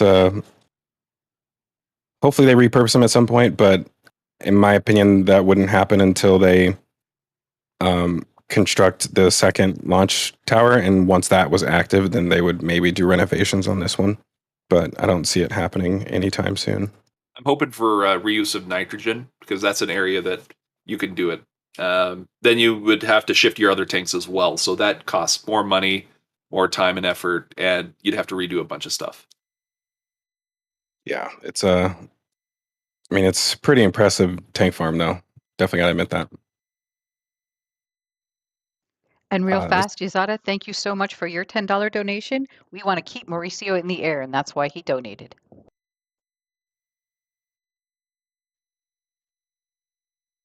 Oh man, that's the edge of this picture. Let's see. I'm gonna have to switch over to the launch mount photos since we're over there. It's oh wow, 252. We are running slightly behind. That's my fault. No. I don't want to have to rush through the launch mount stuff, but if we have to go a little over, we will. That's fine. You got to stay a little late. So one of those topics we don't mind staying late after class. Yeah, we're finally at the orbital launch mount. We got booster 7, which is now in the wide bay or mega bay. It's gonna be tough for me to keep remembering to say that. But yeah, we can. This is a really cool image. Let's see if we can get the one from directly above. Nice. It's so close. I think it's this one or the next one that is directly. There we go. Yeah. Yeah, this is amazing. Being able to look down on the chopsticks, which you guys can see have a bunch of scaffolding still set up on them. So, Zach, this is from 2 hours ago, but I was waiting until this moment to ask it. Somebody asked if the lower stabilization arms were still on site somewhere. Good call. Yeah. And I have not seen them. Has anyone else? Finally removed the claw. Yeah, the bottom of the claw that attached to the booster to stabilize it. This is the first week that it's been not right here. So maybe the new ones are coming soon, if there are new ones, or if the other ones are coming back. Maybe. Yeah, it'll be pretty obvious if they made a renovation to it or if they did completely new ones. So, yeah, I'll have some crow to eat on that one either way. We'll see. Yeah, they still have some dangling pipes right in that quick disconnect area, so there's plenty of room to reattach and plumb them. Yeah, I mean, speaking of QDs, this one looks a lot. Let me see if I can get a better angle. It looks so clean. I love how it all just comes right together to a point there.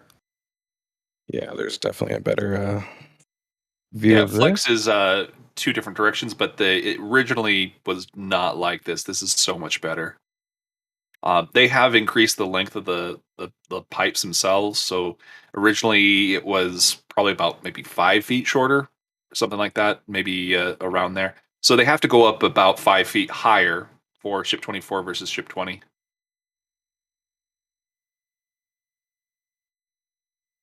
Yeah, it definitely looks a lot better than the first one. It's interesting. You got this scaffolding to set up just to get over to the booster. It's got a ladder that's just a rope ladder almost. It has steps and everything, but it's very loose. Safety first. And of course, Thomas would spot the ladder. Of course. They have so many ladders on site that they just don't use. For anyone who didn't know Thomas, during the early days of Lab Padre, his favorite hobby was finding ladders. It still is. It became a running gag because they have so many pictures of ladders everywhere. It's like, what's with all the ladders? They never seem to use them. On my first trip out to Starbase, I just would take pictures of ladders and send them to Thomas. There was one picture where I counted like 42 ladders inside of it. I'm like, why? There's so many of them, and it was like an Elon number too. So Hey, there's another one of those linear actuators. Yeah, I've not been able to spot what they're doing up here. It's kind of weird. They definitely have scaffolding, as you guys can see, set all the way across the top of the chopsticks. I'm actually surprised they don't just put panels on the top of it so that you could just walk across there if you needed to. But yeah, it's really tough to tell what they've been doing, and it's like I see them up there on the lifts every day, but you don't actually see what they're doing. I do have one theory, which is that it does kind of make sense to you to load payload for the Starship at the launch site instead of at the Mega Bay, given that it would be really top heavy when you're transporting it down the highway. But if that mystery box that we saw is for loading Starlinks, potentially they could lift that onto the chopsticks and load the Starlinks using the chopsticks on site instead of loading them in the wide bay. That way you don't have to transport it down the highway with that top heavy load. But yeah, I can't really think of any other alterations, that they would need to make up here, but also we haven't seen them lift a booster yet, so it could be related to that. Maybe it just hasn't been ready to lift a booster this entire time and they're finally getting close. we've got a request from Keith T. He says, "Can you stay live until the start of SpaceX launch broadcast?" And it's in about 40 minutes or maybe less than that as far as when their broadcast starts. I don't know. That's a bit Don't longer. challenge us. I can do it. I've done like 12 or 14-hour rocket talks like this, just constantly going into depth the entire time. But we're Yeah. not counting ladders. We've already had the request. We're not counting Yes. ladders. No, we're not going to do it. Yeah, I'm gonna have to get out there and enjoy the sun today, guys. Work on that tan, kid. I actually tan in the shade. Okay, so real quick note, the Raptor lift stand to the right there, it has moved back over to basically or pad B. It was in the way of ship 20 getting out, and so they picked it back up and put it back over there. So it's moved just as Booster 7's moved. Everything changes so quick here. Like, this is only 2 days old, and even yesterday, some of the stuff, didn't even move until later. So there's always something changing here. It's moving very quickly. We're getting back to moving boosters and building probably ship booster 8 probably is going to happen in the next few weeks, where they're going to start stacking it when ship 24 is out of high bay. Things are moving so quick. We did figure out a potential of what's going on with booster 7. There was something that should point out here. So I'm trying to grab a ground shot of booster 7. If you can grab the main lines, let's see. It's basically the APU unit, or HP unit, sorry, the hydraulic power unit. There's a box above it. We figured out it's probably a battery because it's got red and black terminals going to it, and it's got this weird like army color. So I'm still trying to find the picture that shows booster 7 on the ground shots from this week. So it's just one little discovery that we made the other day that Dave is attributed for. He wanted this particular part. We're like, what is this? He thought they were modular parts, but it looks like it's basically a battery pack. So they changed from basically a Tesla battery directly to a newer, more power but shorter duration battery. And I did find it's one of the it's like the fourth one in or eighth picture in as far as the image set of the ground shots. If you want to grab that one, I am looking through mine. I don't see it.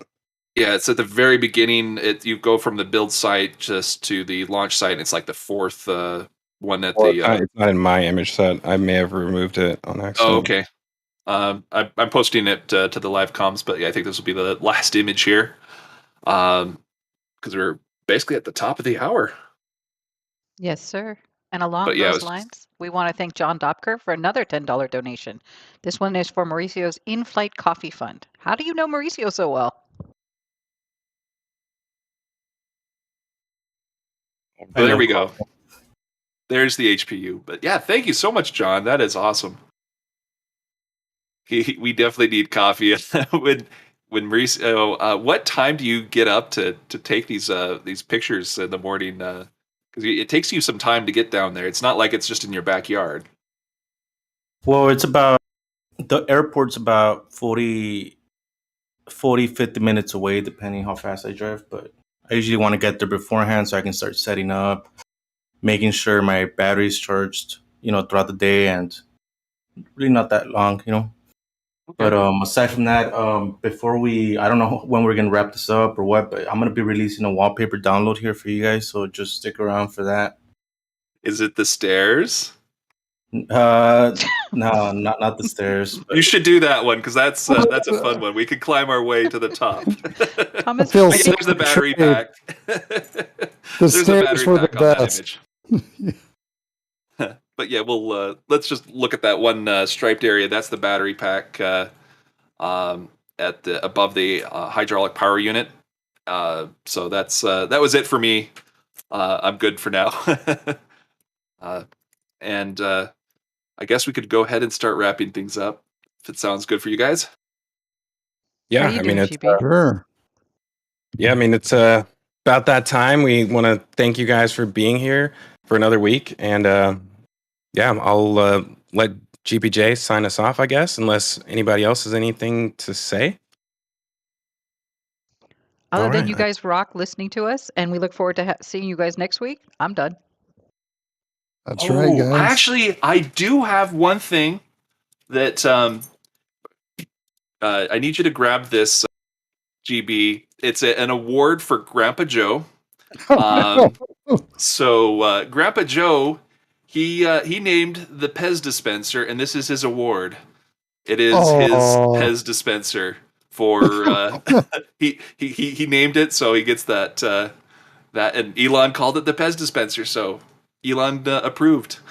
That's so perfect. I cannot believe. Yeah, I called it the Pez dispenser about a week before I think even the slot in the side of the booster was there. The idea came to me, but obviously the SpaceX employees thought of it months ahead of me.